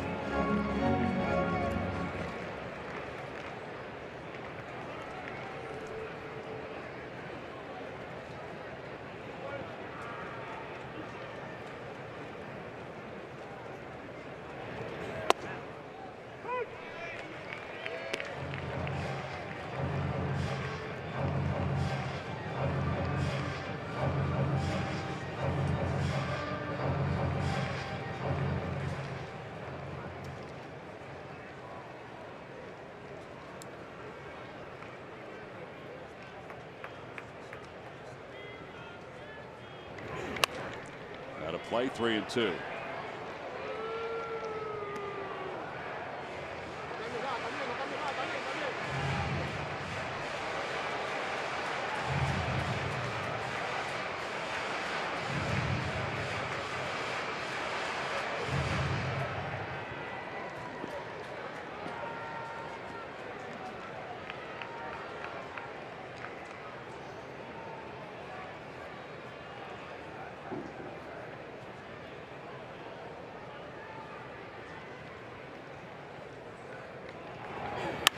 Down the right field line for Blanco, and it's slicing out of play.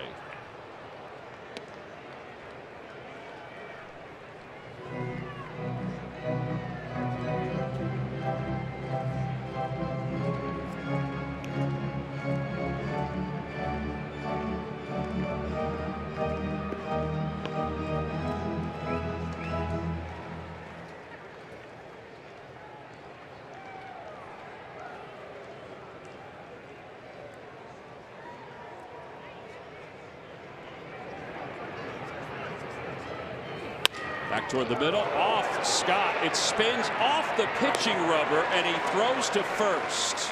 If that had trickled beyond the rubber and off the back of the mound, Blanco would have been safe.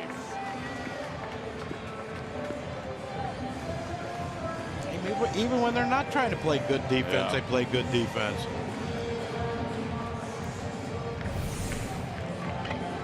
Watch how he falls off to that side. He couldn't get there, but that ball hit his leg and had so much spin that when it hit by the pitcher's mound, it just spun back toward him.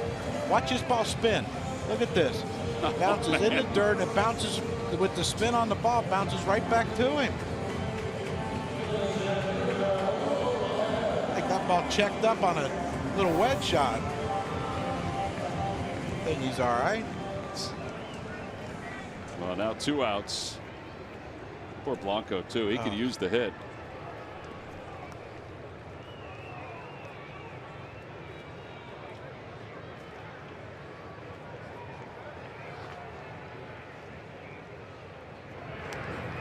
Odubel waves at the curveball.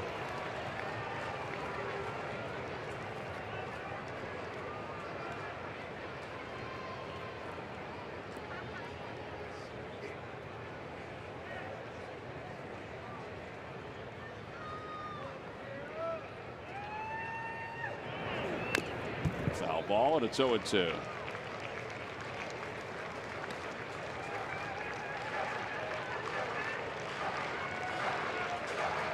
Benintendi has made some very good plays defensively in this series and just made one here tonight.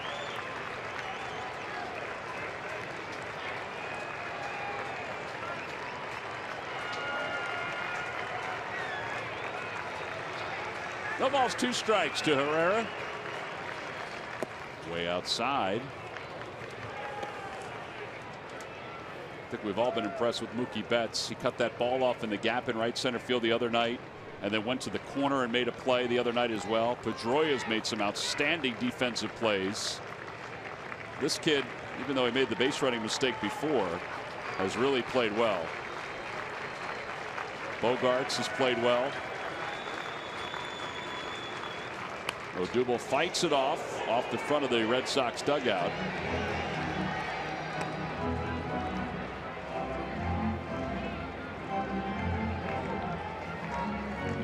See, Odubel let that one get deep.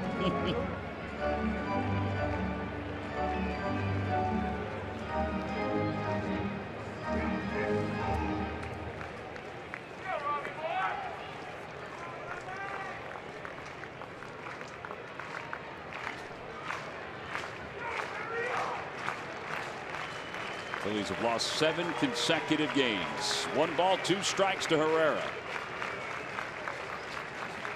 And a liner out towards center field. On the run is Jackie Bradley, and he jumps up and makes the catch.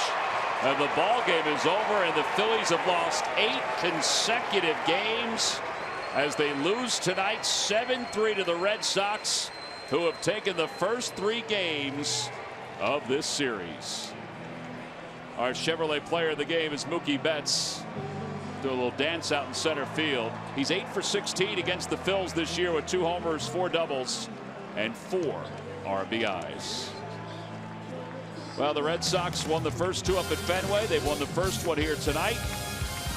We'll be back to Citizens Bank Park to wrap things up right after this.